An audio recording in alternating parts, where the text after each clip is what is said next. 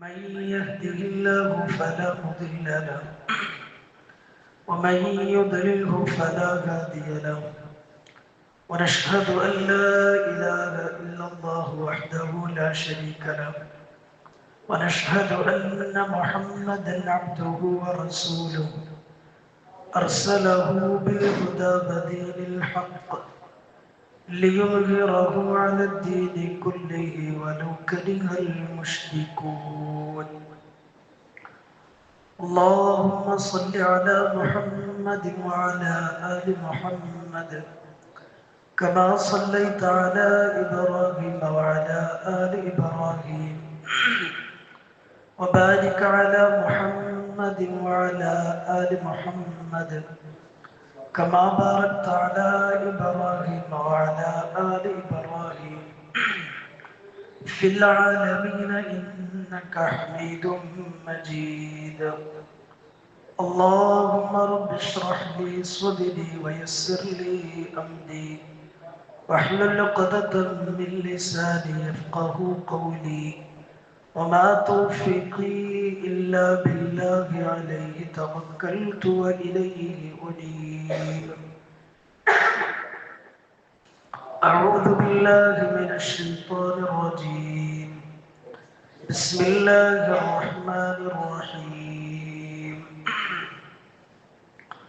يا أيها الذين آمنوا توبوا إلى الله توبة نصوحا عسى ربكم أن يكفر عنكم سيئاتكم ويدخلكم جنات تجري من تحتها الأنهار يوم لا يخزي الله النبي والذين آمنوا معه نورهم يسعى بين أيديهم وبأيمانهم يقولون ربنا أتمم لنا نورنا واغفر لنا إنك على كل شيء قدير. صدق الله العظيم. പ്രിയമുള്ള മുഅ്മിനീങ്ങളെ, സഹോദരന്മാരെ, സഹോദരിമാരെ, അല്ലാഹു സുബ്ഹാനഹു വ തആല നമ്മുടെ ഈ ഒരുമിച്ച് കൂടെല്ലാം കബൂലാക്കുമാറാകട്ടെ. നമ്മുടെയൊക്കെ ജീവിതത്തിൽ അറിഞ്ഞോ അറിയാതെയോ സംഭവിച്ചു പോയിട്ടുള്ള മുഴുവൻ തിന്മകളും തെറ്റുകുറ്റങ്ങളും പടച്ചവന്റെ മഹ്ദ ഫദ്ൽ കൊണ്ട് മാപ്പാക്കി തെരുമാറാകട്ടെ. ശേഷിക്കുന്ന ജീവിതം പൂർണ്ണമായും റബ്ബിന്റെ തൃപ്തിയിലായി പൊരുത്തത്തിലായി കഴിച്ചുകൂട്ടാൻ പടച്ചവൻ നമുക്കൊക്കെ തൗഫീഖ് നൽകുമാറാകട്ടെ. ലോകത്തിന്റെ വിവിധ ഭാഗങ്ങളിൽ പ്രയാസപ്പെടുന്ന ദുരിതങ്ങളിൽ കഴിയുന്ന പ്രിയപ്പെട്ട നമ്മുടെ മുഴുവൻ സഹോദരങ്ങൾക്കും അല്ലാഹു സമാധാനവും സന്തോഷവും നല്ല ജീവിതവും നൽകി അനുഗ്രഹിക്കുമാറാകട്ടെ. പരിശുദ്ധ ഖുർആനിന്റെ പേരിലുള്ള നമ്മുടെ ഈ കൂടലും പറയലും കേൾക്കലുമൊക്കെ ഏറ്റവും നല്ല സാലിഹായ അമലായി അല്ലാഹു നമ്മളിൽ നിന്നും സ്വീകരിക്കുമാറാകട്ടെ.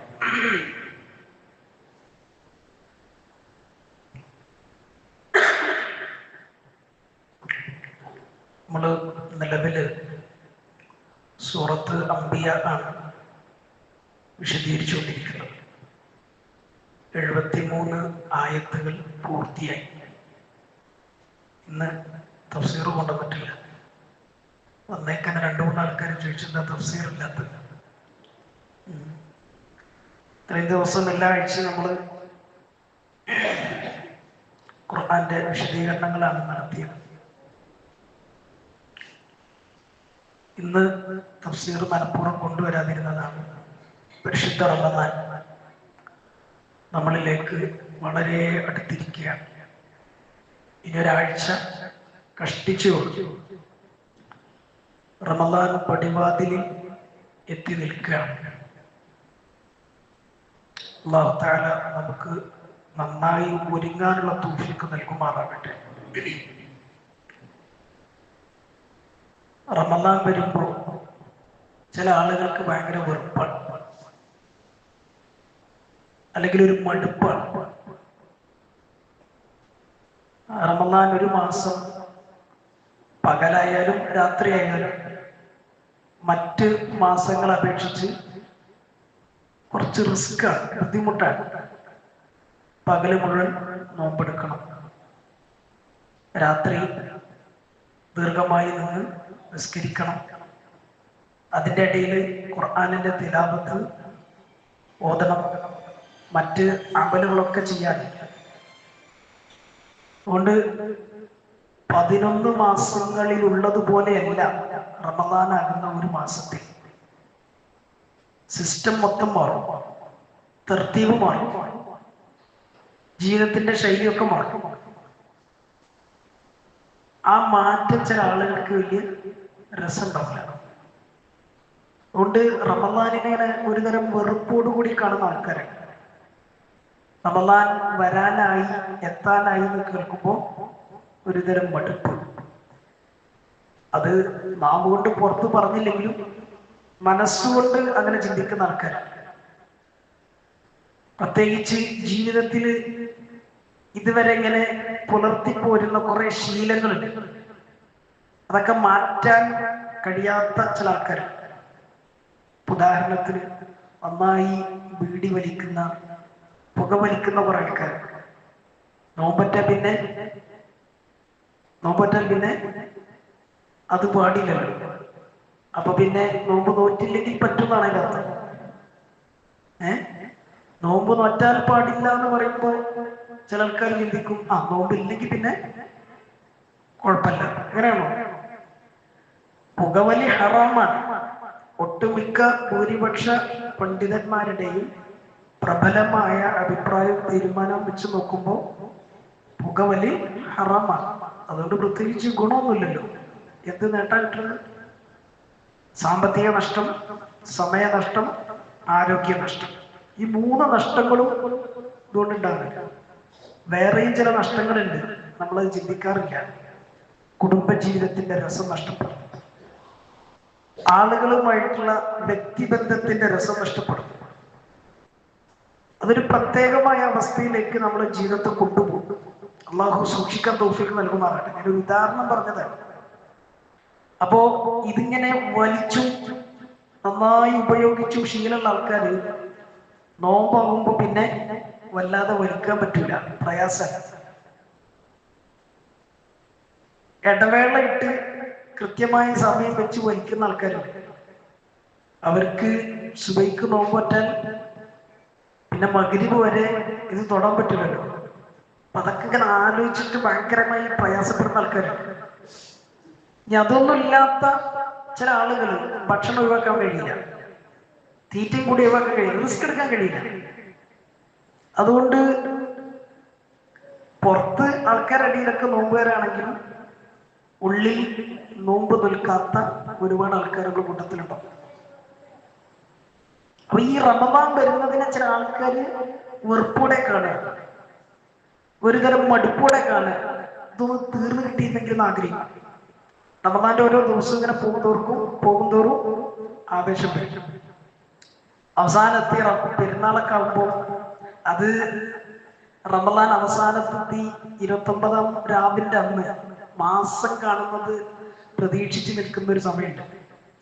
അഥവാ അന്ന് മാസം കണ്ടിട്ടില്ലെങ്കിൽ എന്ന് പറയും. പിറ്റേന്ന് പെരുന്നാളാക്കാനുള്ള ഒരാവേശം അത് സ്വാഭാവികമാണ്. പക്ഷെ ഇതൊന്നും തീർന്നു കിട്ടിയിരുന്നെങ്കിൽ ആഗ്രഹിക്കുന്ന ആൾക്കാരുണ്ടല്ലോ. 29-ന്റെ അന്ന് മാസം കണ്ടിട്ടില്ലെങ്കിൽ 30-നും നോമ്പുണ്ട് എന്ന് അറിയുന്ന സമയത്ത് അവര് പ്രകടിപ്പിക്കുന്ന ഒരു അവസ്ഥ അള്ളാഹ് നമ്മളൊക്കെ കാത്തുരക്ഷിക്കുമാറാകട്ടെ. ഒരിക്കലും ഒരു മുഅ്മിനിന് ചേരാത്തൊരു പ്രകൃതമാണ്.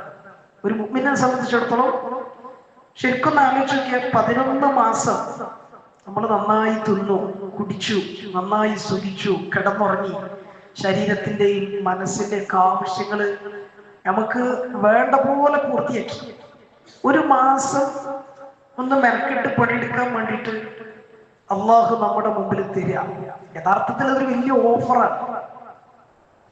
പരലോകത്തെ കുറിച്ച് നന്നായി ചിന്തിക്കുകയും ആഖിറത്തിന് വേണ്ടിയിട്ട് ഒരുങ്ങണമെന്ന് ആ നിലയിൽ തയ്യാറെടുക്കുകയും ചെയ്യുന്ന ഒരു മുഅ്മിനെ സംബന്ധിച്ചിടത്തോളം റമദാൻ അത് ഒരു വലിയ അവസരം.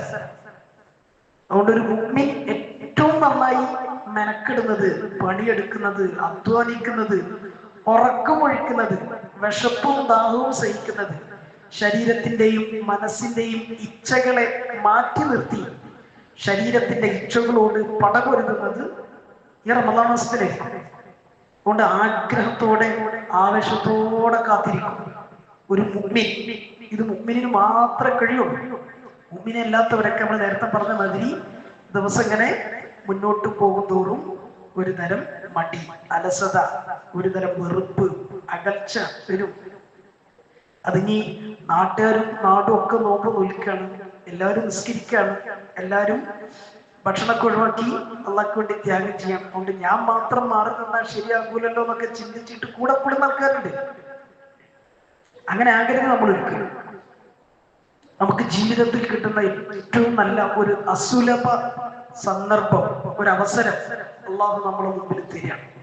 അള്ളാഹു ആ നിലക്ക് റമദാനിനെ വരവേൽക്കാൻ നമുക്കൊക്കെ തൗഫീഖ് നൽകുമാറാകട്ടെ. 4-5 ദിവസം കൂടി കഴിഞ്ഞാൽ റമദാൻ വരികയാണ്. ഒന്നെങ്കിൽ അടുത്ത ചൊവ്വാഴ്ച ഇൻഷാ അല്ലാഹ് മാസം കണ്ടാൽ അന്നത്തെ രാത്രി തറാവീഹ് ഉണ്ടാവും, ബുധനാഴ്ച നോമ്പുകാരാവും. മാസം കണ്ടിട്ടില്ലെങ്കിൽ ബുധനാഴ്ച രാത്രി തറാവീഹ് തുടങ്ങും, വ്യാഴാഴ്ച നോമ്പ് തുടങ്ങും.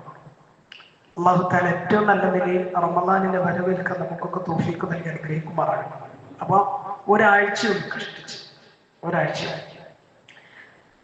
ഉലമാക്കൾ പറയുന്നുണ്ട്, റമദാൻ ഒരു മുഅ്മിനിന്റെ ജീവിതത്തിലേക്ക് വരുന്ന ഏറ്റവും നല്ല അതിഥിയാണ്.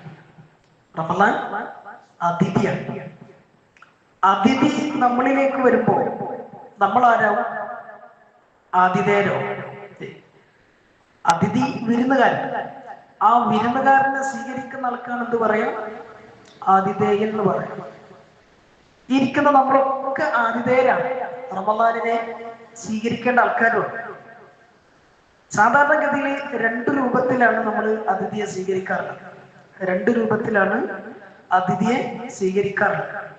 നമ്മള് ജീവിതത്തിലൊക്കെ അനുഭവിച്ചിട്ടുണ്ടോ?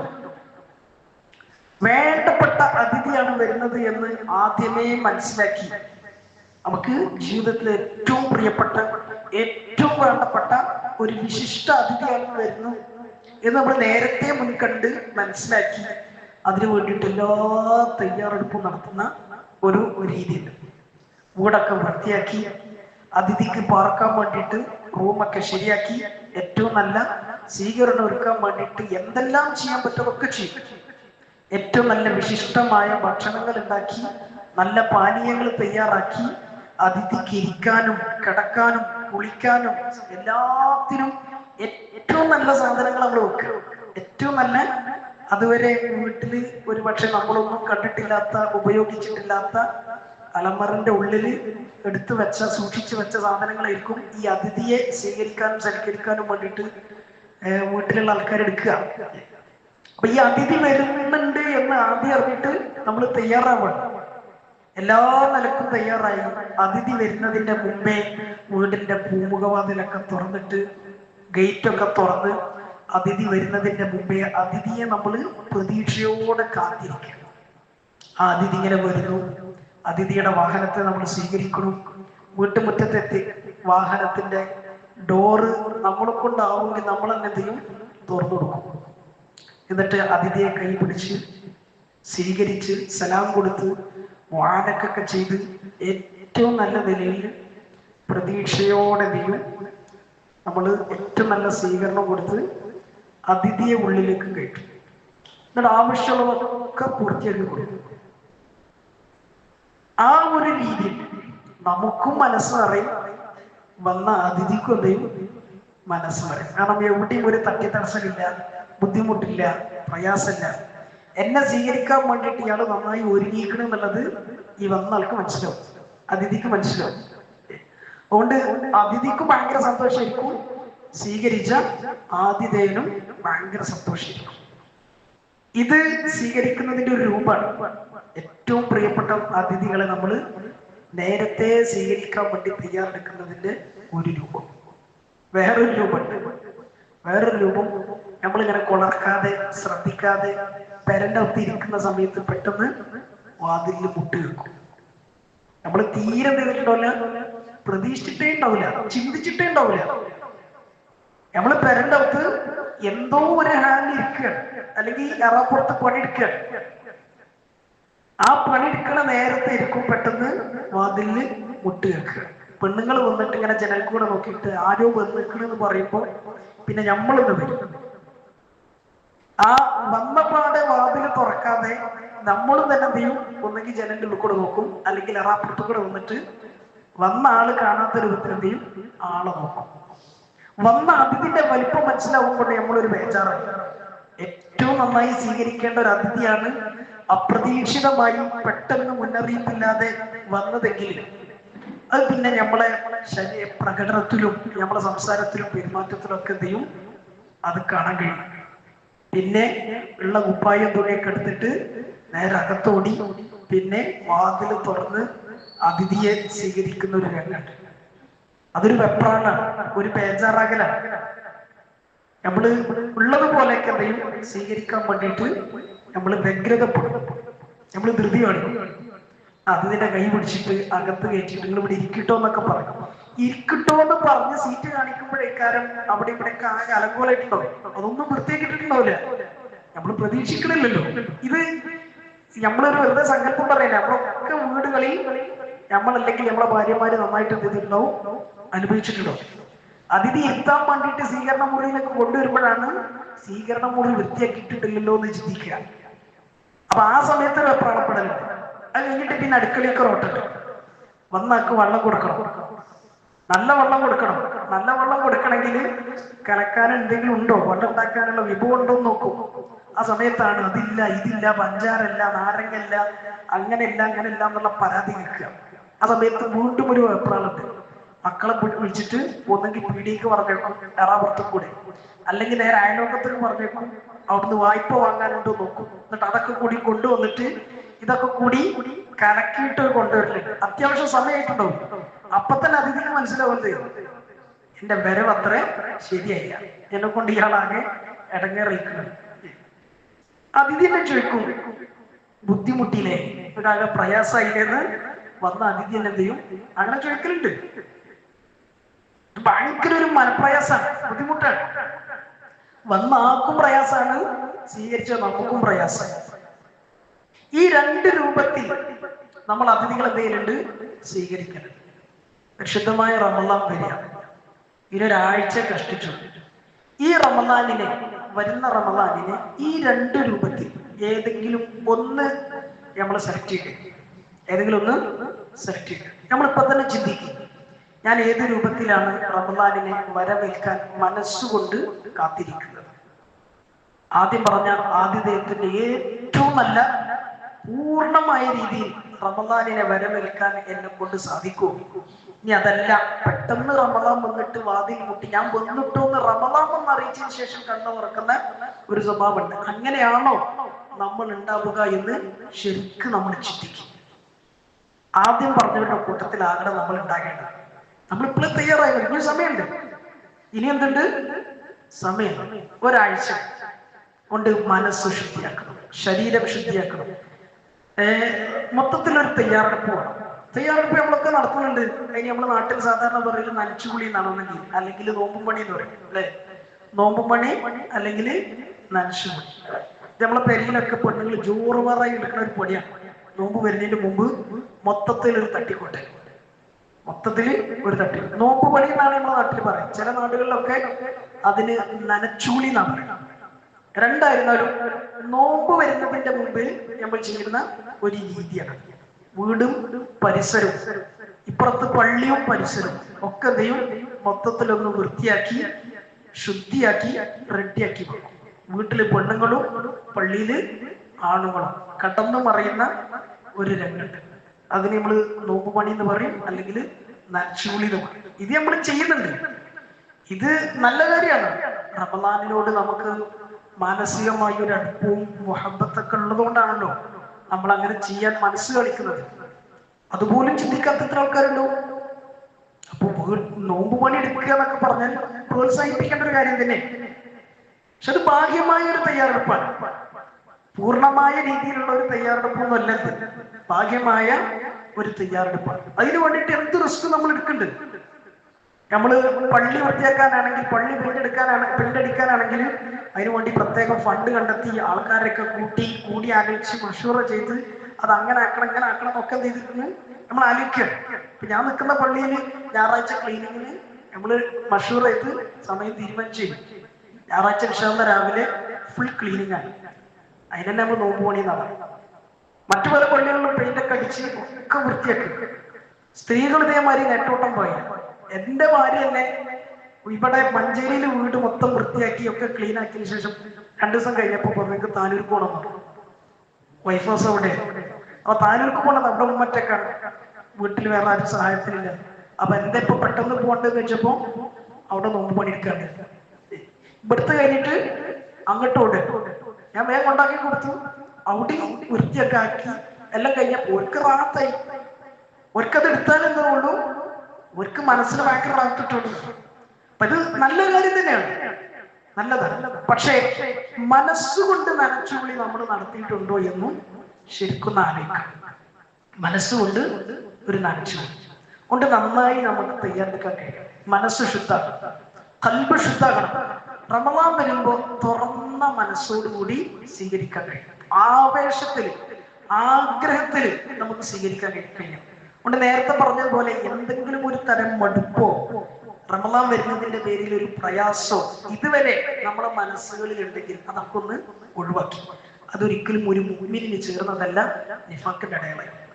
നിഫാഖിന്റെ അടയാളം. കാരണം ഏറ്റവും വലിയ നന്മ വരുമ്പോ അത് വരാതിരുന്നെങ്കിൽ എന്ന് ആഗ്രഹിക്കുന്നത് എപ്പോഴും നിഫാഖുള്ള ആൾക്കാരായിരിക്കും.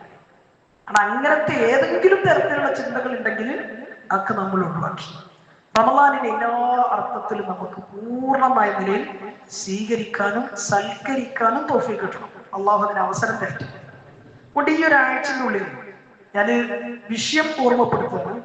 കഴിഞ്ഞ വർഷത്തെ നോമ്പിൽ ആർക്കെങ്കിലും നഷ്ടപ്പെട്ടത് എന്തെങ്കിലും ബാക്കിയുണ്ടെങ്കിൽ, ഫർളായ കഴിഞ്ഞ റമളാനിലെ നോമ്പ് ആർക്കെങ്കിലും, ആണുങ്ങളാവുമ്പോ എന്തെങ്കിലുമൊക്കെ അസുഖം ഉള്ളതിന്റെ പേരിൽ ചിലപ്പോൾ നോമ്പ് ഒഴിവാക്കിയിട്ടുണ്ടാവും. സ്ത്രീകൾക്ക് മിക്കവാറും ഉണ്ടാവും. അവർക്ക് അവരുടേതായ ശാരീരികമായ തടസ്സങ്ങൾ ഉള്ളതിന്റെ പേരിൽ മിക്കവാറും 99% പെണ്ണുങ്ങൾക്കും റമളാനിലെ നോമ്പ് പൂർണ്ണമായിട്ടും കിട്ടൂല. അപ്പൊ അവരോടും പ്രത്യേകം പറയണം, അവരും അറിയണം കഴിഞ്ഞ വർഷത്തെ ഏതെങ്കിലും ഒരു നോമ്പ് ബാക്കിയുണ്ടെങ്കിൽ ഈ ഒരാഴ്ചന്റെ ഉള്ളിൽ എന്ത് ചെയ്യണം, അത് നിർബന്ധമായിട്ടും നോറ്റുവിട്ടണം. അത് നിർബന്ധമായ നിലയിൽ തന്നെ എന്ത് ചെയ്യണം, നോറ്റുവിട്ടണം. കാരണം നോറ്റുവിട്ടാലുള്ള ആ സമയപരിധി ഇനി ഒരാഴ്ച കൂടി ഉള്ളു ശരിക്കും. അഥവാ അതിലും അലസത കാണിച്ചിട്ട് നമ്മൾ നോറ്റ് വീട്ടിയില്ല, ആ ഫർളായ നോമ്പ് നമ്മളെ ഹക്കിൽ ബാക്കിയാണ്. അടുത്ത റമളാൻ, അതായത് അടുത്ത ആഴ്ച അടുത്ത റമളാൻ വന്നു, അപ്പോഴും ആ നോമ്പ് നമ്മുടെ ഹക്കിൽ ബാക്കിയാണെങ്കിൽ നോറ്റുവീട്ടൽ എന്തായാലും പിന്നെയും ഫർളായിട്ട് തന്നെ നമ്മൾ ഹക്കിൽ ബാക്കിയാവും. പക്ഷെ പണി പോയി, എക്സ്ട്രാ പണി പോയി. നമ്മൾ ഒരു കൊല്ലം നോൽക്കാതെ പാഴാക്കി വിട്ടതിന്റെ പേരിൽ ആ നോമ്പ് നോറ്റ് വീട്ടുക എന്നതിന് പുറമെ നോറ്റ് വീട്ടുന്നതോടൊപ്പം ഒരു മുദ്ദ് ഫിദിയ കൊടുക്കേണ്ടി വരും. സാധുക്കൾക്ക് ഭക്ഷണം കൊടുക്കേണ്ടി വരും. നമ്മുടെ നാട്ടിലെ ഒരു കണക്കനുസരിച്ച് ഏകദേശം 3/4 കിലോ അരി എങ്കിലും എന്തെങ്കിലും ഏകദേശം ആ അളവിന്റെ കാര്യത്തിൽ ഒരു മക്കൾക്കിടയിൽ അഭിപ്രായ വ്യത്യാസം. 600 ഗ്രാം മുതൽ 750 ഗ്രാം വരെയൊക്കെ അഭിപ്രായങ്ങൾ പറയുന്നതാണ്. സൂക്ഷ്മതക്ക് ഒരു 3/4 കിലോ 750 ഗ്രാം മുത്ത് ഭക്ഷണം ഫിദിയായിട്ട് എന്തെങ്കിലും കൊടുക്കേണ്ടി വരും. അതുകൊണ്ട് ആണുങ്ങളായ നമ്മളും ശ്രദ്ധിക്കും, സ്ത്രീകൾ പ്രത്യേകം ശ്രദ്ധിക്കും. ഏതെങ്കിലും നോമ്പ് ബാക്കിയുണ്ടെങ്കിൽ ഇൻഷാല്ലാഹ് പെട്ടെന്ന് എന്ത് ചെയ്യണം, നോറ്റ് വീട്ടി അത് പൂർത്തിയാക്കണം. അല്ലാഹു തആല നമുക്ക് തൗഫീഖ് നൽകുമാറാകട്ടെ. പിന്നെ അടുത്തൊരു വിഷയം, പരിശുദ്ധ ഖുർആനിന്റെ തിലാവത്ത് നോമ്പ് തുടങ്ങട്ടെ എന്ന് വിചാരിച്ച് കാത്തിക്കണ്ട, ഇപ്പൊ തന്നെ തുടങ്ങും. ഇപ്പൊ തന്നെ എന്ത് ചെയ്യണം, തുടങ്ങും. ശരിക്കും ഉലമാക്കൾ പറയുന്നത് എന്താണെന്നറിയോ, ശഅബാൻ ഖുർആനിന്റെ മാസമാണ്. ഖുർആൻ ഓതുന്നവരുടെ മാസം ഷഅബാനാണ്. ഷഅബാനാണെന്ന് പറഞ്ഞതിന്റെ അർത്ഥം എന്താ അറിയോ, ഷഅബാനിൽ നിന്ന് സ്റ്റാർട്ട് ചെയ്യാം. അല്ലാതെ റമളാനിലല്ല എന്ത് ചെയ്യേണ്ടത്, ഖുർആൻ ഓതുന്നത് സ്റ്റാർട്ട് ചെയ്യേണ്ടത്. അംർ ഇബ്നു ഖൈസ് റഹിമഹുല്ലാഹ് വലിയ പണ്ഡിതനാണ്. അദ്ദേഹം ഷാബാൻ ആയി കഴിഞ്ഞാൽ പിന്നെ അദ്ദേഹം കച്ചവടം ചെയ്തിരുന്നാണ്, പീഡിയ മുട്ടും. ഷാബാൻ ആയാല് പീഡിയ മുട്ടും. പിന്നെ ലീവാണ്, കണ്ടിന്യൂ 2 മാസം. എത്ര? 2 മാസം കണ്ടിന്യൂ ലീവാണ്. പിന്നെ പീഡിയിൽ എങ്ങനെയാണോ ഇരുന്നത്, എത്ര സമയമാണോ ചെലവഴിച്ചിരുന്നത് അത്രയും സമയം ഖുർആന്റെ മുമ്പിലാണ്. അദ്ദേഹം പറയാറുണ്ടായിരുന്നു ഈ ഷഅബാൻ ഖുർആനിന്റെ അഖിലുകാരുടെ മാസമാണ്, അതുകൊണ്ട് ഞാൻ കടകൾ അടക്കുക, എന്റെ ആവശ്യങ്ങളൊക്കെ ഞാൻ മാറ്റിവെക്കുക, ഞാൻ ഖുർആന്റെ മുമ്പിൽ ഇരിക്കാൻ പോവാൻ. എന്നിട്ട് അദ്ദേഹം പറയുന്നുണ്ട്, റമളാൻ വരുന്നതിന്റെ മുമ്പേ റമളാനിന്റെ മഹത്വം ഉൾക്കൊള്ളുകയും റമളാനിന് വേണ്ടിയിട്ട് നേരത്തെ തയ്യാറാകുകയും ചെയ്തവരാരോ അവർക്ക് സർവമംഗളങ്ങളും എന്ന് അദ്ദേഹം പറയാറുണ്ട്. അപ്പോ ഖുർആനിന്റെ തിലാവത്ത് തുടങ്ങേണ്ടത് എപ്പോഴാണ്? ഷാബാനിലാണ്. അത് ഇതുവരെ തുടങ്ങിയിട്ടില്ലെങ്കിൽ ഒരാഴ്ച ഉണ്ട്, വേ തുടങ്ങിക്കോളി. വേ തുടങ്ങണം, നിർബന്ധമാണ്. നമ്മൾ റമളാൻ എത്തിയിട്ട് നോക്കാം എന്ന് കരുതി ഒരിക്കലും കരുതരുത്. പരിശുദ്ധ ഖുർആൻ എടുക്കി നന്നായി ഓതി മനസ്സറിയുന്നത്, അത് നോമ്പിന് ഏറ്റവും നല്ല നിലയിൽ പ്രയോജനപ്പെടുത്താൻ നമുക്ക് വലിയൊരു അവസരമാണ്. നമ്മൾ സാധാരണ പറയുന്നില്ലേ, നിസ്കാരത്തെ പ്രതീക്ഷിച്ചിരിക്കുന്നതും ഒരു ഇബാദത്താണ്. ഫർള് നിസ്കാരത്തിന് വേണ്ടിയിട്ട് നേരത്തെ പള്ളിയിൽ വരുന്നതിന് വലിയ മഹത്വമുണ്ട്.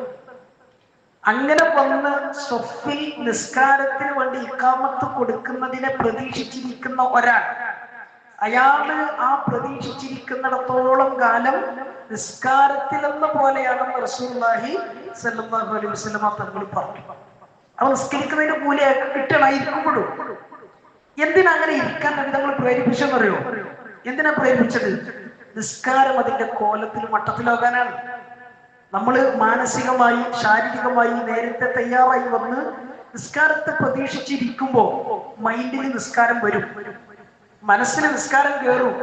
അപ്പൊ പിന്നെ തക്ബീർ കെട്ടുമ്പോ സ്വാഭാവികമായിട്ടും നമ്മുടെ ഹൃദയ സാന്നിധ്യം ഉണ്ടാവും.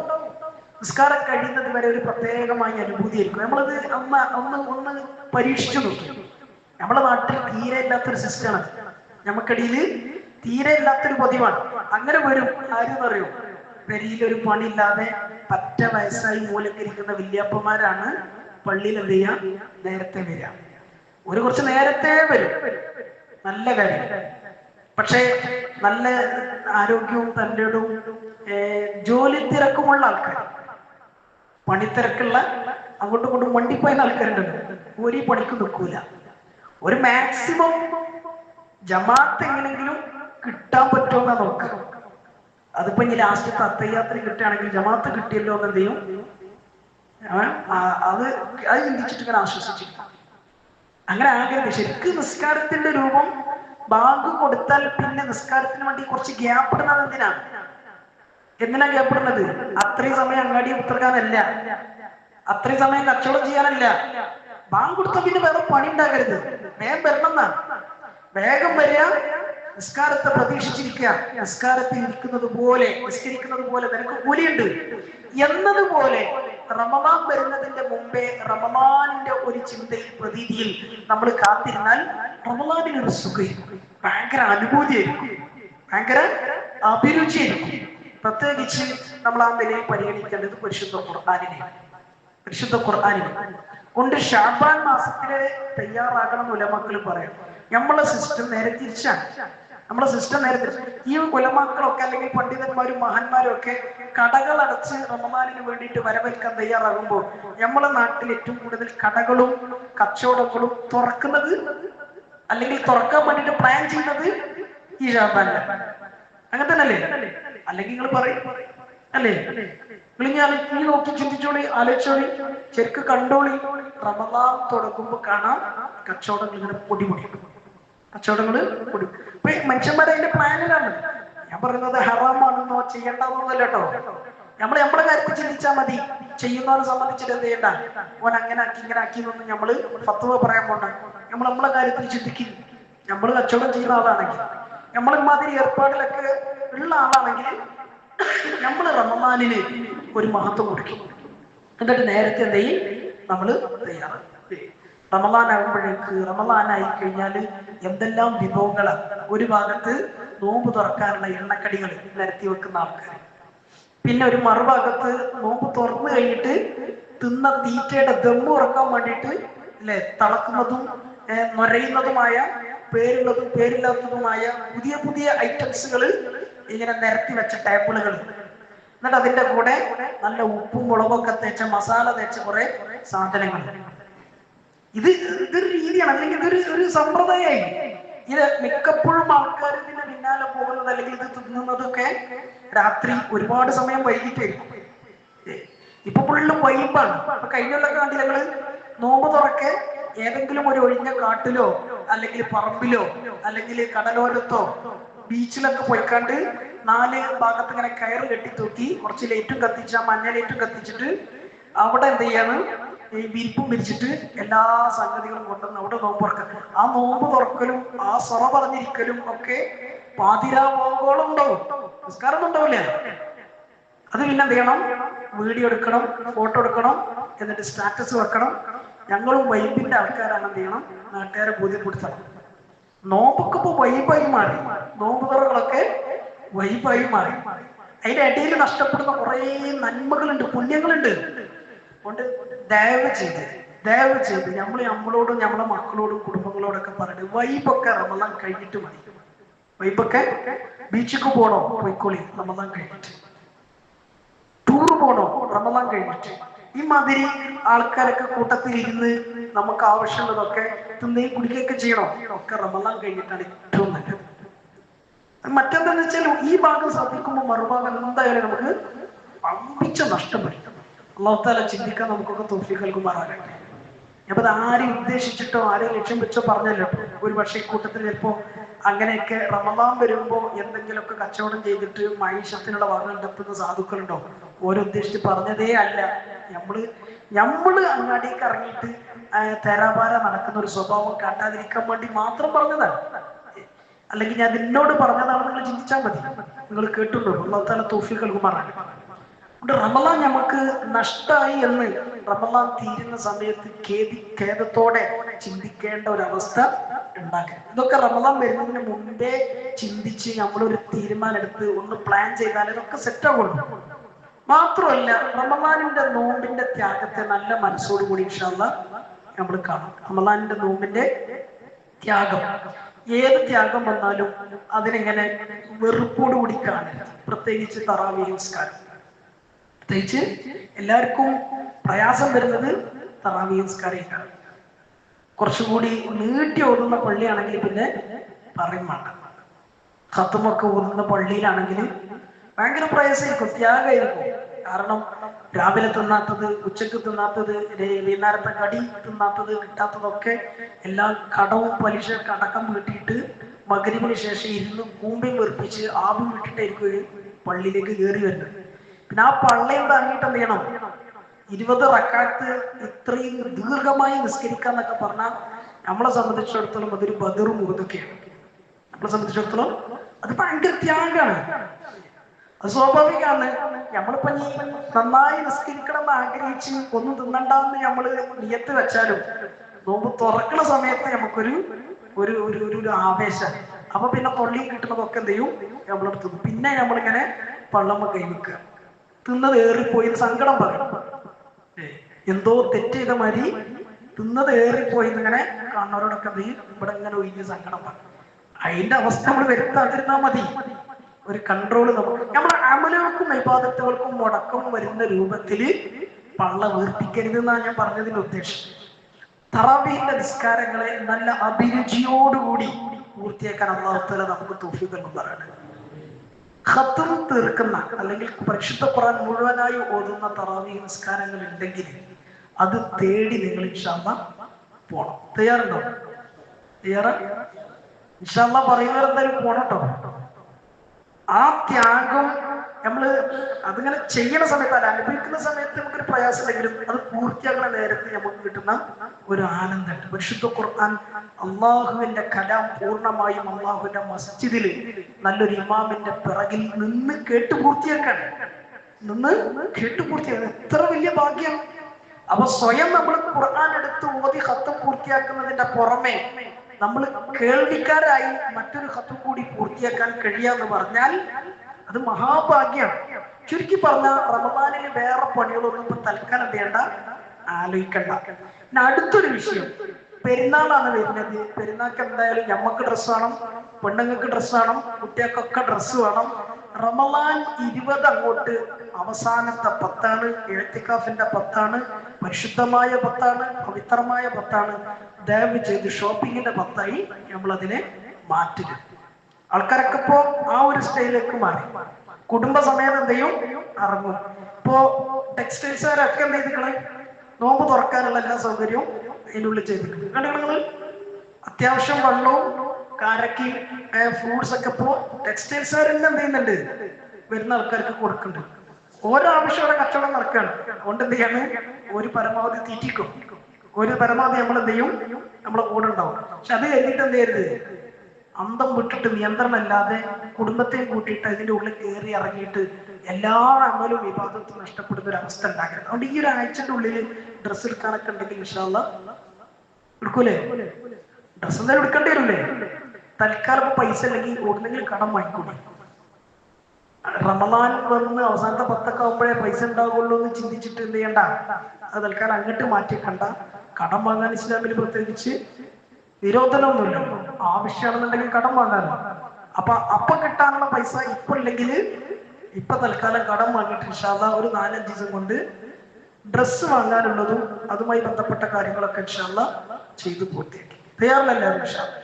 അല്ലാഹു തആല നമുക്ക് തൗഫീഖ് നൽകുമാറാകട്ടെ.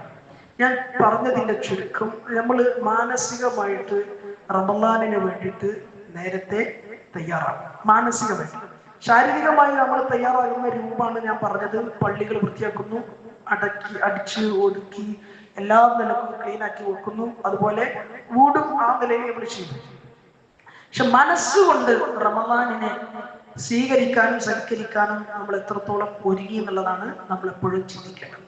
മനസ്സിന്റെ അകത്ത് അടിഞ്ഞുകൂടിയ 11 മാസത്തെ കുറെ കച്ചറകളുണ്ട്, മാലിന്യങ്ങളുണ്ട്, വേസ്റ്റുകളുണ്ട്, പാപക്കറകളുണ്ട്.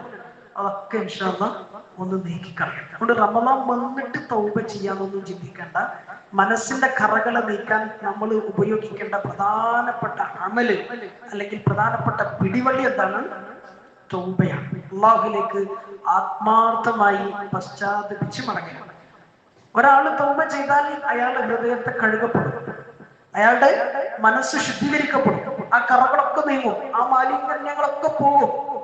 അപ്പോ നല്ല ശുദ്ധമായ മനസ്സോടുകൂടി റമദാനിനെ സ്വീകരിക്കാൻ വരവേൽക്കാൻ നമുക്ക് പറ്റും. അതുകൊണ്ട് ഇൻഷാ അല്ലാഹ് നമ്മളൊക്കെ തൗബ ചെയ്യും. തീർന്നല്ലേ ഇൻഷാ അല്ലാഹ്.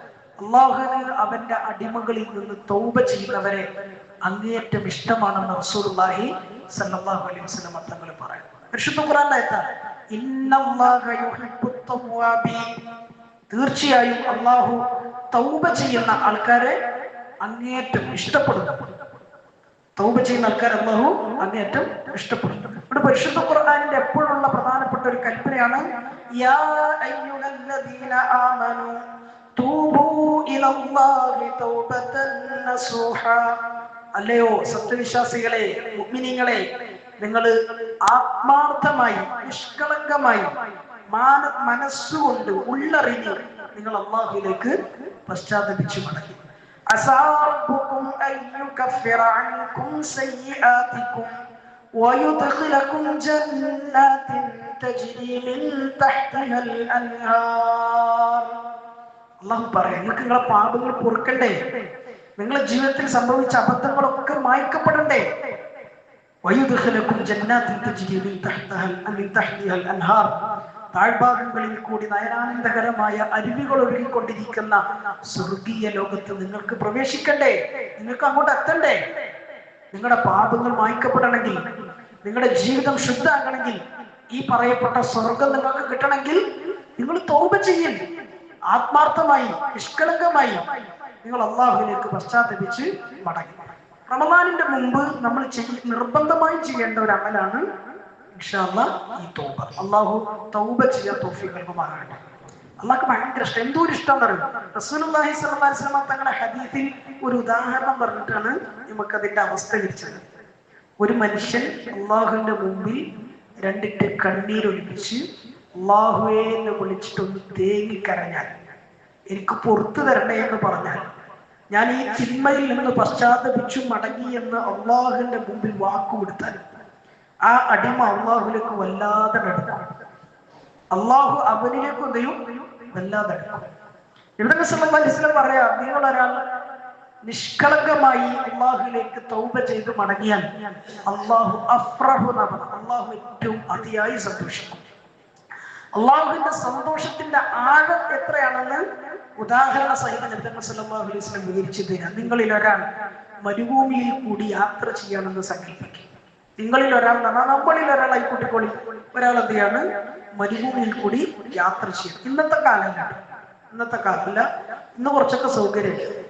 അന്ധകാലം, പഴയ കാലം, ഒരു സൗകര്യമില്ലാത്ത വിജനമായ മണൽ മാത്രം നിറഞ്ഞു കിടക്കുന്ന മണൽക്കാടുകളിലൂടെ, നീണ്ട മരുഭൂമിയിലൂടെ ഒരാള് ഒരു ലക്ഷ്യം മുന്നിൽ വെച്ചിട്ട് യാത്ര ചെയ്യും. ദീർഘമായ യാത്രയാണ്. അപ്പൊ യാത്ര പുറപ്പെടുമ്പോ മരുഭൂമിയിലെ കപ്പൽ ഒട്ടകം, മരുഭൂമിയിലെ ഒരു വാഹനം, മനുഷ്യനെ ആശ്രയിക്കാൻ പറ്റാവുന്ന ഒരു വാഹനം ഉണ്ടെങ്കിൽ അത് ഒട്ടകം മാത്രമാണ്. അപ്പൊ ഇയാള് ഒട്ടകത്തെ തയ്യാറാക്കി യാത്രക്ക് വേണ്ടി. ഈ ഒട്ടകത്തിന്റെ മുകളിൽ യാത്രക്കുള്ള ഭക്ഷണം, വസ്ത്രം, വെള്ളം, യാത്രയുമായി ബന്ധപ്പെട്ട എന്തൊക്കെ ആവശ്യങ്ങളുണ്ട് അതൊക്കെ എന്ത് ചെയ്തു, പാക്ക് ചെയ്തു ഈ ഒട്ടകത്തിന്റെ മുകളിൽ കെട്ടിവെച്ചു ഭദ്രമായി. എന്നിട്ട് ആ ഒട്ടകപ്പുറത്ത് കയറി അയാള് യാത്ര തുടങ്ങി. ഹദീസിന്റെ വിശദീകരണത്തിൽ കാണാം, ദീർഘമായ യാത്ര, ഒരുപാട് ദൂരം, ശക്തമായ വെയിലത്ത് അയാള് സഞ്ചരിച്ച് കുറെ എത്തിയപ്പോ ഭയങ്കരമായ ക്ഷീണം വന്നു, പ്രയാസം വന്നു. ആ ക്ഷീണത്തില് കുറച്ച് അകലെ അയാൾ ഒരു മരം കണ്ടു. ആ മരത്തിന്റെ തണല് കണ്ടപ്പോ കുറച്ചേരം അവിടെ കിടക്ക എന്ന് തീരുമാനിച്ചു. അങ്ങനെ അവിടെ എത്തി ആ ഒട്ടകത്തിന്റെ മുകളിൽ നിന്ന് താഴെ ഇറങ്ങി ക്ഷീണം കൊണ്ട് പെട്ടെന്ന് ആണ് കടന്നു. പക്ഷെ ഒരു പ്രധാനപ്പെട്ട കാര്യം മറന്നുപോയി. എന്ത്? ഒട്ടകത്തെ കെട്ടിടാൻ മറന്നു. മരണ്ടേനും കെട്ടിടായിരുന്നു. പക്ഷേ തണല് കണ്ടപ്പോ ആവേശത്തിന് ക്ഷീണം കൊണ്ട്, പ്രയാസം കൊണ്ട് എന്ത് ചെയ്തു, ആണ് കടന്നു. ഒട്ടകത്തെ കെട്ടിടുന്ന കാര്യം അയാൾ മറന്നു. പിന്നെ ഒട്ടകത്തിന്റെ ഒരു പ്രത്യേകത, കെട്ടിയിട്ടില്ലെങ്കിൽ അത് പോണ വഴി കാണും. പിന്നെ അതിന്റെ പിന്നാലെ പോയിട്ട് കാര്യമില്ലെന്നാ, അതിനെ തിരിച്ചു കിട്ടൂല. അങ്ങനെയാണ് ഖുർആൻ പഠിച്ച് അത് മറന്നു പോകുന്നവരുടെ ഉപമ റസൂലുള്ളാഹി സ്വല്ലല്ലാഹു അലൈഹി വസല്ലം തങ്ങൾ പറഞ്ഞ് മനസ്സിലാക്കി തന്നപ്പോ അഴിച്ചുവിടപ്പെട്ട ഒട്ടകത്തെ പോലെയാണെന്ന് പറയും. കാരണം അത് പോയ വഴിക്ക് അങ്ങനെ പോവും, പിന്നെ വഴിക്ക് തിരിഞ്ഞൊരു കാര്യം ഉണ്ടാവില്ല. അതുകൊണ്ട് കെട്ടിയിടണം, എപ്പോഴും അതിന് ശ്രദ്ധ വേണമെന്നർത്ഥം. അപ്പൊ ഇയാൾ എന്ത് ചെയ്തു, ഒട്ടകത്തെ കെട്ടിയിടാതെ കെട്ടിയിടാൻ മറന്നിട്ട് അവളെ കടന്നു. ആ കിടന്ന കിടത്തത്തിൽ ക്ഷീണം കൊണ്ട് പെട്ടെന്ന് കണ്ണ് അടഞ്ഞു. അയാൾ ഉറങ്ങി, മയങ്ങി. അങ്ങനെ കുറച്ചു നേരം ഗാഢമായ ഉറക്കം. പെട്ടെന്ന് ഉറക്കത്തിൽ നിന്ന് അയാൾ ഇങ്ങനെ കണ്ണു തുറന്ന് നോക്കുക. അപ്പോഴാണ് ഓർമ്മ വന്നത്, ഒട്ടകത്തെ കെട്ടിയിട്ടില്ലല്ലോ, ഒട്ടകത്തെ കെട്ടിയിട്ടില്ല. അതെങ്ങനെ ഇരുന്നിട്ട് 4 ഭാഗം നോക്കുക, എവിടെ ഒട്ടകം, ഒട്ടകത്തെ കാണാൻ. ഒട്ടകം പോയി, ഒട്ടകത്തിന്റെ വൈക്ക് പോയി. അയാള് പരിഭ്രാന്തനായി ചാടി എഴുന്നിട്ട് 4 ഭാഗത്തേക്കും ഓടുക, ഒട്ടകത്തെ എറിഞ്ഞിട്ട്. പക്ഷെ ഒട്ടകത്തെ കാണാനില്ല. ഒരുപാട് തവണ അങ്ങോട്ടും ഇങ്ങോട്ടും 4 ഭാഗത്തേക്കും അയാൾ ഓടി വീണ്ടും അവശനായി തളർന്നു. മാത്രമല്ല അയാൾക്ക് ദാഹമുണ്ട്, വിശപ്പുണ്ട്, ആവശ്യങ്ങൾ പലതുണ്ട്. പക്ഷെ ഒരു വസ്തുവും കയ്യിലില്ല. ഒക്കെ എവിടെ ഉള്ളത്? ഒട്ടകത്തിന്റെ മുകളിലുള്ളത്. അപ്പൊ ഒട്ടകം മാത്രമല്ല നഷ്ടം, ഭക്ഷണം നഷ്ടം, വെള്ളം നഷ്ടം, വസ്ത്രം നഷ്ടം, സകലം നഷ്ടം. അയാൾ ഓടി തളർന്ന് അവിടെ വീഴാണ്. ആ വീഴുന്ന സമയത്ത് ഇങ്ങനെ നിരാശനായ അയാൾ ചിന്തിക്കാൻ, എന്റെ ജീവിതം തീർന്നു, ഇനി എനിക്കൊരു അവസരമില്ല. കാരണം ആരും സഹായിക്കാനില്ല, എന്റെ ജീവിതത്തെ നിലനിർത്താൻ ആവശ്യമായ ഒന്നും എന്റെ മുമ്പിലില്ല. ആകെയുള്ള ഒരു കച്ചത്തിരുമ്പറ്റ ഒട്ടകായിരുന്നു, അതും കാണാനില്ല. ഇനി ഇവിടെ കടന്നും മരിക്കല്ലാതെ വേറൊരു വഴിയില്ലല്ലോ. നിരാശയോടുകൂടി ചിന്തിച്ചിട്ട് അയാൾ അവിടെ തളർന്നു വീഴാൻ. ആ വീണ വീഴ്ചയിൽ തളർച്ച കാരണം വീണ്ടും അയാളെ കണ്ണൊന്ന് അടഞ്ഞു, മയങ്ങി. കുറച്ചു സമയം അങ്ങനെ, കുറച്ചു സമയം വീണ്ടും മയങ്ങി. കുറച്ച് കഴിഞ്ഞപ്പോ ആ മയക്കത്തിൽ നിന്ന് പെട്ടെന്ന് അയാള് കണ്ണിങ്ങനെ തുറന്നിങ്ങനെ നോക്കുമ്പോ അയാളെ കാഴ്ച ആദ്യം പോയത് നേരത്തെ നഷ്ടപ്പെട്ടു പോയ ഒട്ടകത്തിലേക്കാണ്. നോക്കുമ്പോ ഒട്ടകം മുന്നിൽ വന്ന് നിൽക്കുക. നേരത്തെ നഷ്ടപ്പെട്ടു പോയ, ഒരുപാട് തിരഞ്ഞിട്ടും കാണാൻ കിട്ടാതെ നിരാശയിൽപ്പെട്ടു പോയ അവസ്ഥയിൽ വന്ന് കിടന്നതാണ്. ഒട്ടകം അയാൾ രണ്ടാമത് കണ്ണു തുറന്നു നോക്കുമ്പോ മുന്നിൽ ഇങ്ങനെ നിൽക്കുക. ക്ഷീണം മറന്ന് പ്രയാസങ്ങളൊക്കെ മറന്ന് അയാൾ ചാടി എഴുന്നേറ്റ് മുന്നിൽ നിൽക്കുന്ന ഒട്ടകത്തിന്റെ കടിഞ്ഞാണ് പിടിച്ചു. ചാടി എഴുന്നേറ്റ് കടിഞ്ഞാണിലേക്ക് പിടിച്ചു. എന്നിട്ട് ഒട്ടകത്തിന്റെ പുറത്ത് നോക്കുമ്പോ വെള്ളമുണ്ട്, ഭക്ഷണമുണ്ട്, വസ്ത്രങ്ങളൊക്കെ ഉണ്ട്. ഒന്നും നഷ്ടപ്പെട്ടിട്ടില്ല. എല്ലാം നഷ്ടപ്പെട്ടു എന്ന് ചിന്തിച്ചിടത്തു നിന്ന് എല്ലാം തിരിച്ചു കിട്ടി. രണ്ടാം ജന്മം എന്നൊക്കെ നമ്മൾ പറയുമല്ലോ. രണ്ടാം ജന്മം കിട്ടിയ ആ ആവേശത്തില് സന്തോഷത്തില് അയാള് ആകാശത്തേക്ക് കണ്ണുപായിച്ചു ഉടമസ്ഥനായ അള്ളാനെ വിളിക്കാം. പറയാം, അയാള് അള്ളാനെ സ്തുതിക്കാൻ വേണ്ടി വാക്കുകൾക്ക് പരതി. ചില സമയത്ത് അങ്ങനെ സന്തോഷാധിക്യം വരുമ്പോ എന്ത് പറയണം, എങ്ങനെ പറയണം എന്ന് പിടുത്തം കിട്ടൂല. അയാള് വിശക്കുന്ന അവസ്ഥയിലാണ്, ദാഹിക്കുന്ന അവസ്ഥയിലാണ്, തളർന്ന അവസ്ഥയിലാണ്. സ്വാഭാവികമായിട്ടും നാമതയും അങ്ങോട്ട് കൊട്ടക്കാവും, വാക്കുകൾ കിട്ടാതാവും, ചെതറും പതറും, ഉറപ്പാ. അങ്ങനെ തന്നെ സംഭവിച്ചു. ആകാശത്തേക്ക് കണ്ണുയർത്തിയിട്ട് ഉടമസ്ഥനായ അല്ലാഹുവിനെ രണ്ടാമതും ജീവിതത്തിന്റെ പ്രതീക്ഷ നൽകിയതിന്റെ പേരിൽ ശുക്ർ ചെയ്യാൻ അയാള് നാവ് ഉയർത്തിയപ്പോ അയാൾ പറഞ്ഞ വാക്ക് അല്ലാഹുമ്മ അൻത അബ്ദി വ അന റബ്ബുക. പറയാം, ഇയാൾ പറഞ്ഞ വാക്ക് എന്താണ്? അല്ലാഹുമ്മ അൻത അബ്ദി, ഉടമസ്ഥനായ അല്ലാഹുവേ നീ എന്റെ ഉടമയും ഞാൻ നിന്റെ അടിമയുമാണ് എന്ന് പറയാനാണ് അയാൾ ആഗ്രഹിച്ചത്. അത് പറയാനാണ് അയാൾ നാവെടുത്തത്. പക്ഷെ വാക്കുകൾ മാറിപ്പോയി, ചെതറിപ്പോയി. അത് പറഞ്ഞത് എന്താണ്? പടച്ചോനെ, ഞാൻ നിന്റെ ഉടമയും നീ എന്റെ അടിമയും. എന്താ പറഞ്ഞത്? ഞാൻ നിന്റെ ഉടമയും നീ എന്റെ അടിമയും. അയാൾ ശിർക്ക് വെച്ചോ ഇല്ലേ? ശിർക്കല്ലത്. ഇസ്ലാമിന് പുറത്തുപോയോ ഇല്ലേ? നമ്മളുടെ ഒരു തിയറി പ്രകാരം അല്ലെങ്കിൽ നമ്മുടെ ഒരു നിലപാട് പ്രകാരം അയാൾ കൊടും ശിർക്കാ ചെയ്തത്. ഒരിക്കലും പൊറുക്കാൻ കഴിയാത്ത പാതകം. അതാണ് അയാൾ ചെയ്തത്. പക്ഷേ അമ്മക്ക് ഭയങ്കര ഇഷ്ടമായി. എന്തുകൊണ്ടാ ഇഷ്ടപ്പെട്ടത്? ബാങ്കിന്റെ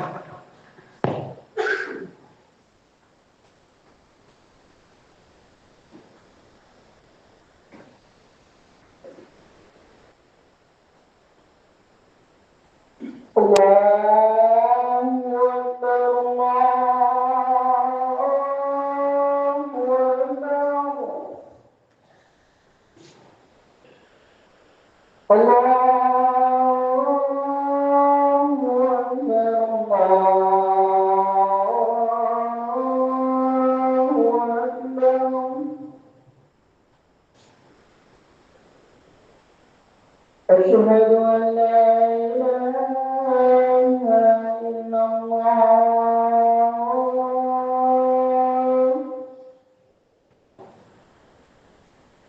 أشهد أن لا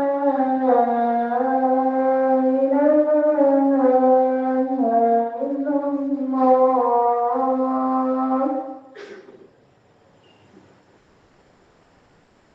أشهد أن محمدا رسول الله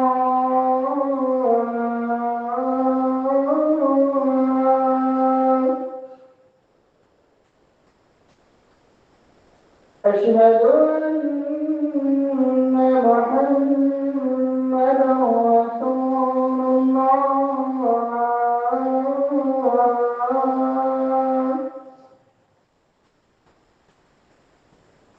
حي على الصلاة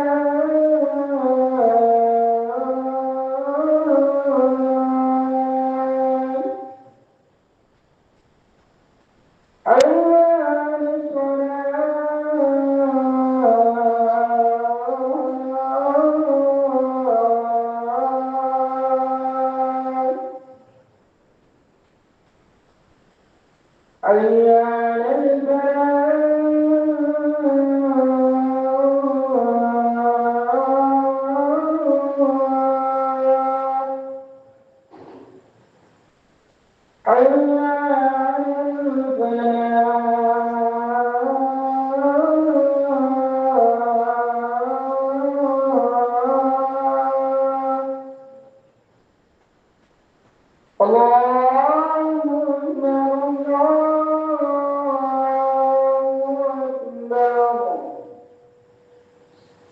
لا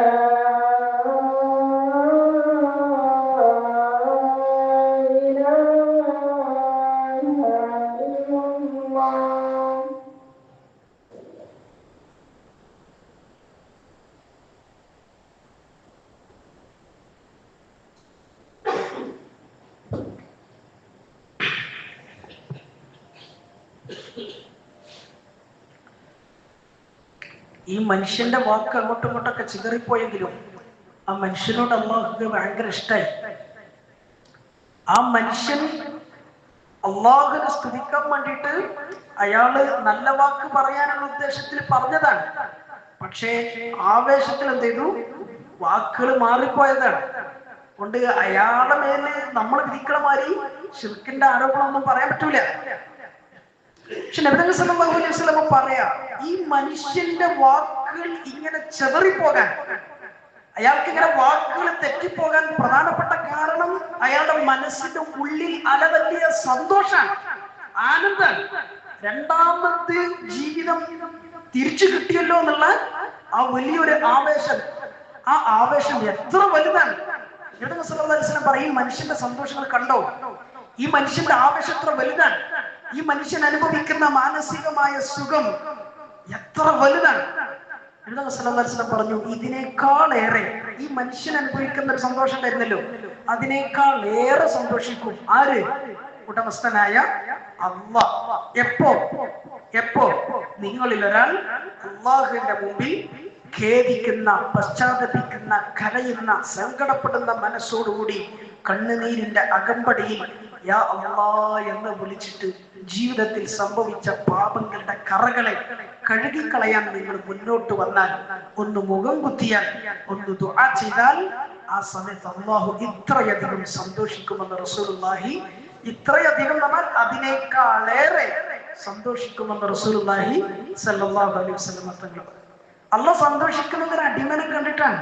നമ്മളൊന്ന് ആലോചിച്ച് നോക്കിയേ, നമ്മളെ പാപം പൊറുക്കപ്പെടണം, നമുക്ക് മാപ്പ് കിട്ടണം എന്ന് നമ്മളെക്കാൾ ആഗ്രഹിക്കാൻ ആര്? അപ്പൊ അള്ളാഹ്ക്ക് എത്ര സ്നേഹം, നമുക്ക് താല്പര്യം. നമ്മളോട് തൗബ ചെയ്യാൻ നമ്മളെന്താ ചിന്തിക്കുക? ഇപ്പൊ തന്നെ വേണോ എന്നാ ചിന്തിക്കുക. ഇപ്പൊ തന്നെ തൗബ ചെയ്താൽ പിന്നെ ആ തെറ്റ് പിന്നെ ചെയ്യാൻ പറ്റൂലല്ലോ.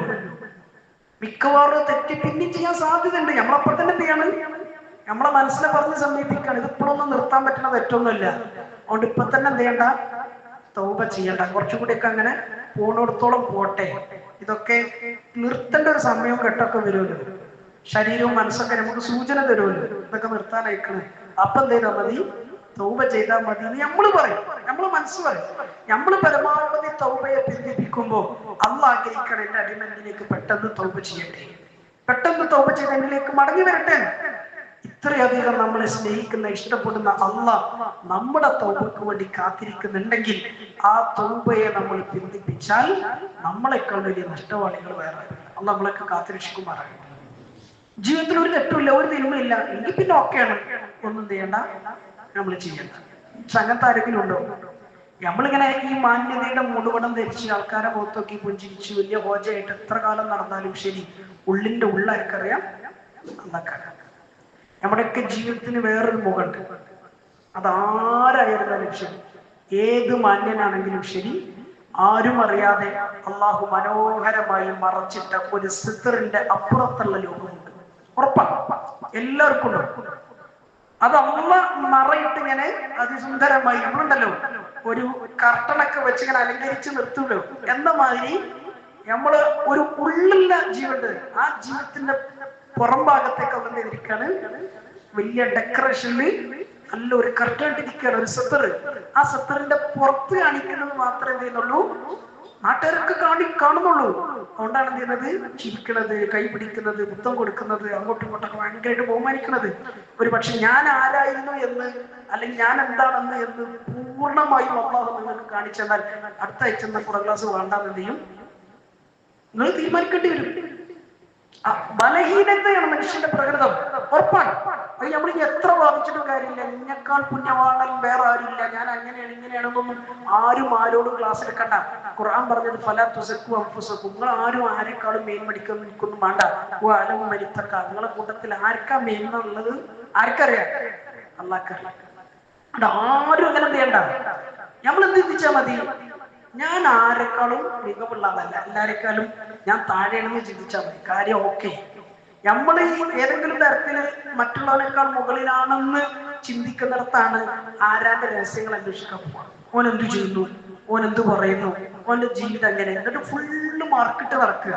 കാണാറുള്ളൊക്കെ എന്തെയും പറയും, ഓൻ്റെ അവസ്ഥ ആലോചിച്ച് നോക്കിയേ, ഞാൻ കുറ്റം പറയില്ല എന്നാ പറയാം. അങ്ങനെ ഞാൻ കുറ്റം പറയില്ല, എന്നാലും ഒരു അവസ്ഥ ഒന്ന് ആലോചിച്ച് നോക്കി, ഉള്ളത് പറയണം എന്നൊക്കെ പറയും. അങ്ങനെ പറയാൻ ആരും അന്ന് എന്ത് ചെയ്തിട്ടില്ല, ഏൽപ്പിച്ചില്ല. അങ്ങനെ പറയണമെന്നുണ്ടെങ്കിൽ അത്ര പെർഫെക്റ്റ് ആണ് ഈ പറയുന്നവന്റെ ജീവിതം. ആ മറ ഒന്നും എന്ത് ചെയ്താൽ മതി, ഒന്നിങ്ങനെ നീക്കി കഴിഞ്ഞാൽ പിന്നെ അതോടുകൂടി നമ്മൾ സാധാരണ പറയും, പാതിരാക്ക് സൂര്യൻ ഉദിച്ചാൽ കുറെയൊക്കെ എന്ത് ചെയ്യും, കാര്യങ്ങൾക്ക് ഒരു വ്യക്തത വരും. അവിടെ ആരും എന്ത് ചെയ്യണ്ട, ബമ്പും ബിമ്പൊന്നും പറഞ്ഞ് നടക്കണ്ട. ഹദീസിന്റെ വചനം കുല്ലു ബനി ആദമ ഖത്താ. നബി സല്ലല്ലാഹു അലൈഹി വസല്ലം പറഞ്ഞു, ആദമിന്റെ സന്തതികൾ, മണ്ണിനാൽ സൃഷ്ടിക്കപ്പെട്ട മുഴുവൻ ആളുകളും ഖത്താ, പാപങ്ങൾ ചെയ്തുകൊണ്ടേയിരിക്കുന്ന ആൾക്കാരാണ്. ഇനിയിപ്പോ ഇതിങ്ങനെ കേട്ടിട്ട് അതുകൊണ്ട് ഇപ്പോ ഇതിങ്ങനെ ഒരു പ്രകൃതാണെങ്കിൽ, ഇതിങ്ങനെ തീരുമാനിക്കപ്പെട്ടതാണെങ്കിൽ പോണമാരിയൊക്കെ തന്നെ പോയിക്കോട്ടെ, ഇനി എന്തിനാ നമ്മൾ നന്നാകാൻ പണിയെടുക്കണമെന്ന് ചിന്തിക്കണ്ട. അത് അതിലേറെ വലിയ വെട്ടിത്തരാണ്. പ്രകൃതിപരമായി നമ്മുടെ ജീവിതത്തിൽ സംഭവിക്കുന്ന അബദ്ധങ്ങളെ കുറിച്ചിട്ടാണ് പറഞ്ഞത്. അല്ലാതെ നമ്മൾ സ്വയം എടുത്ത് തീരുമാനിച്ച് നമ്മൾ ചെയ്യുന്ന പാപങ്ങളുണ്ട്, അതല്ല അതിന്റെ ഉദ്ദേശം.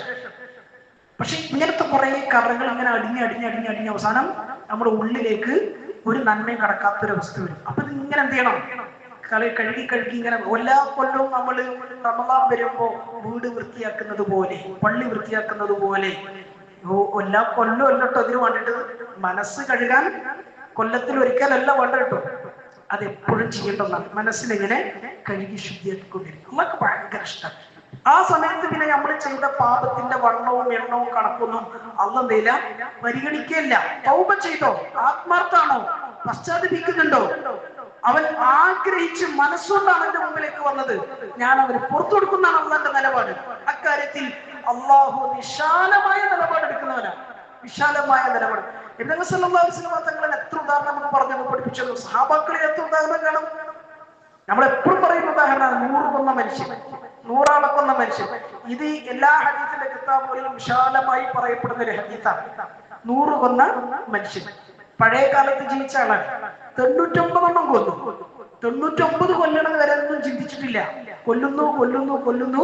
അങ്ങനെ എണ്ണം തകഞ്ഞ് നമ്മളെ ഭാഷയിൽ പറഞ്ഞാൽ സെഞ്ചുറി അടിക്കാനായപ്പോ അയാൾക്ക് മനസ്സിലിങ്ങനെ ഒരു വേദന, ഒരു പ്രയാസം.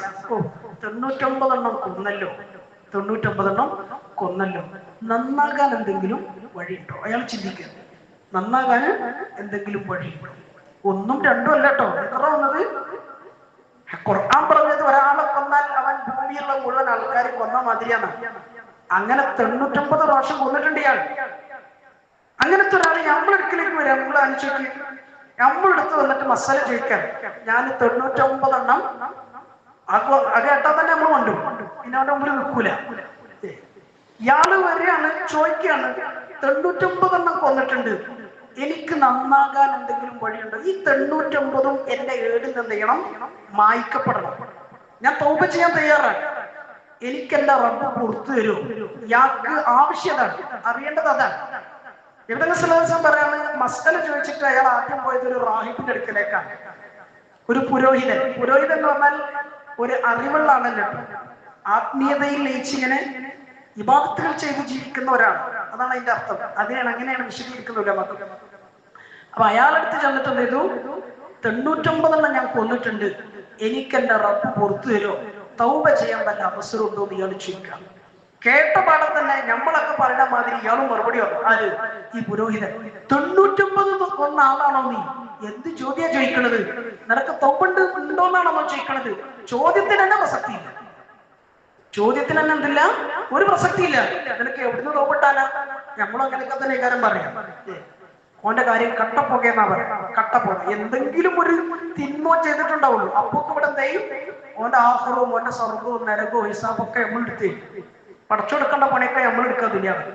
അള്ള കാക്കട്ടെ, നമ്മളെ ആഹ്റം എന്താകുമോ? അവിടെ ആരെ കുറിച്ചും വിലയിരുത്താൻ പോകണ്ട.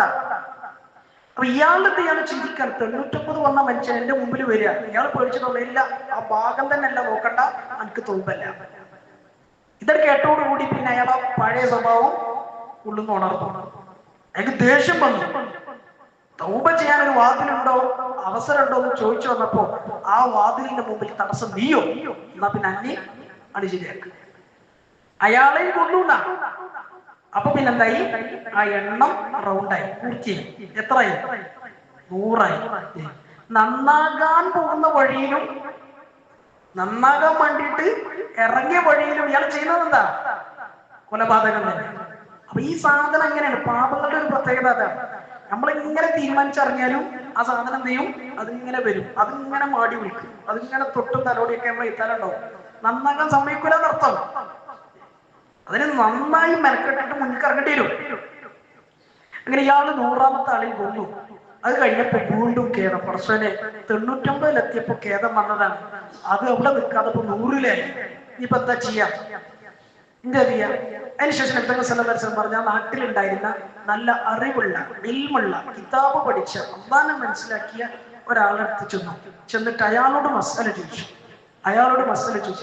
അയാൾ സംഭവങ്ങളൊക്കെ പറഞ്ഞു. 99 കൊന്നതായിരുന്നു. പിന്നെ തൗബ ചെയ്യാൻ വേണ്ടിയിട്ട് അവസരം ഉണ്ടോ എന്ന് നോക്കി. ഒരാൾ ഇല്ല എന്ന് പറഞ്ഞപ്പോ എന്നാ ഓനും ജീവിക്കണ്ട എന്നൊക്കെ ഞാൻ തീരുമാനിച്ചു ചെയ്തു. 100 പൂർത്തിയാക്കിയിട്ടാണ് വരുന്നത്. എനിക്ക് തൗബ ഉണ്ടോ എന്നുള്ളതാണ് അറിയേണ്ടത്.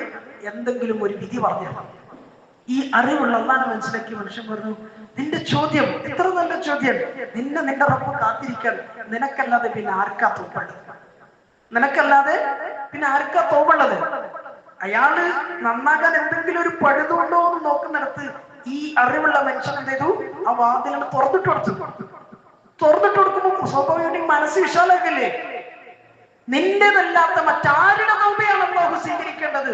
തീർച്ചയായും നിനക്ക് തൗബുണ്ട്. ഈ മനുഷ്യനോട് ഈ ആലിമ് പറയാം, എത്ര നല്ല ഒരു വാക്ക്. പക്ഷെ ഈ ആലിമ് പറഞ്ഞു, നന്നാകാൻ വഴിയുണ്ട്, തൗബ സ്വീകരിക്കും. പക്ഷെ ഒരു കാര്യം ഞാൻ പറയാം, അത് നീ ചെയ്യണം. എന്താ ചെയ്യേണ്ടത്? നീ ഇത്രയും കാലം ഈ ദുഷിച്ച മണ്ണിലാണ് ജീവിച്ചത്. ഇവിടെ ജീവിച്ചിട്ടാണ് നീ ഇമാതിരി ഏടാകൂടങ്ങളൊക്കെ ചെയ്തത്, ഇമാതിരി പണികളൊക്കെ ചെയ്തത്. അതുകൊണ്ട് നിനക്ക് ജീവിക്കാൻ പറ്റിയ മണ്ണല്ലത്, നിനക്ക് പറ്റിയ നാടല്ല ഇത്. അതുകൊണ്ട് ഈ ഒരു കാര്യം ചെയ്യും. നന്നാകാൻ തീരുമാനിച്ചിട്ടുണ്ടെങ്കിൽ, തൗബ ചെയ്യുന്നുണ്ടെങ്കിൽ, അതിന്റെ ആദ്യത്തെ നിബന്ധന നീ ഇവിടുന്ന് നാട് പോകണം, അപ്പുറത്തെ നാട്ടിൽ പോകണം. അവിടെ നീ എന്ത് ചെയ്യണം? അങ്ങനെ തന്നെയല്ലേ നമ്മൾ സാധാരണ പറയും. ഏതൊരു നാട്ടിൽ നിന്ന്, ഏതൊരു മാഹോലിൽ നിന്നിട്ട് നമുക്ക് നന്നാകാൻ കഴിയുന്നില്ലേ? അവിടെ നിന്ന് മാറി നോക്കുക. അത് ദുനിയാവിന്റെ കാര്യത്തിൽ നമ്മൾ നന്നായി ചെയ്യുന്ന ഒരു തിയറിയാണത്, അല്ലെങ്കിൽ ഒരു തത്വമാണത്. നാട്ടിൽ നിന്നു സാമ്പത്തികമായിട്ട് വളർച്ചല്ല, കടം വീടുന്നില്ല, പ്രശ്നങ്ങൾ തീരുന്നില്ല, വരുമാനം തികയുന്നില്ല, വേഗം ചെയ്യും, ടിക്കറ്റ് എടുക്കുന്നു, വിസ തയ്യാറാക്കുന്നു, പാസ്പോർട്ട് റെഡിയാക്കുന്നു, വേഗം നാട് വിടുന്നു. അവിടെ എത്തുമ്പോഴേക്ക് കര കയറും, പച്ച പിടിക്കും എന്ന പ്രതീക്ഷയിലാണ് ചെയ്യുന്നത്. ഈ തർത്തീബ് ദുനിയാവിന്റെ കാര്യത്തിൽ ഏറ്റവും കൂടുതൽ ചെയ്യുന്ന ആൾക്കാർ മലപ്പുറം ജില്ലക്കാരാണ്. ആണോ അല്ലേ? അങ്ങനെ തന്നെയല്ലേ? എനിക്ക് തെറ്റിയോ? കേരളത്തിൽ ഏറ്റവും കൂടുതൽ വിദേശത്ത് അല്ലെങ്കിൽ ഗൾഫ് രാജ്യങ്ങളിൽ ജോലി ചെയ്യുന്ന മലയാളികൾ ഏത് ജില്ലക്കാരാണ് കൂടുതൽ? മലപ്പുറം അല്ലേ?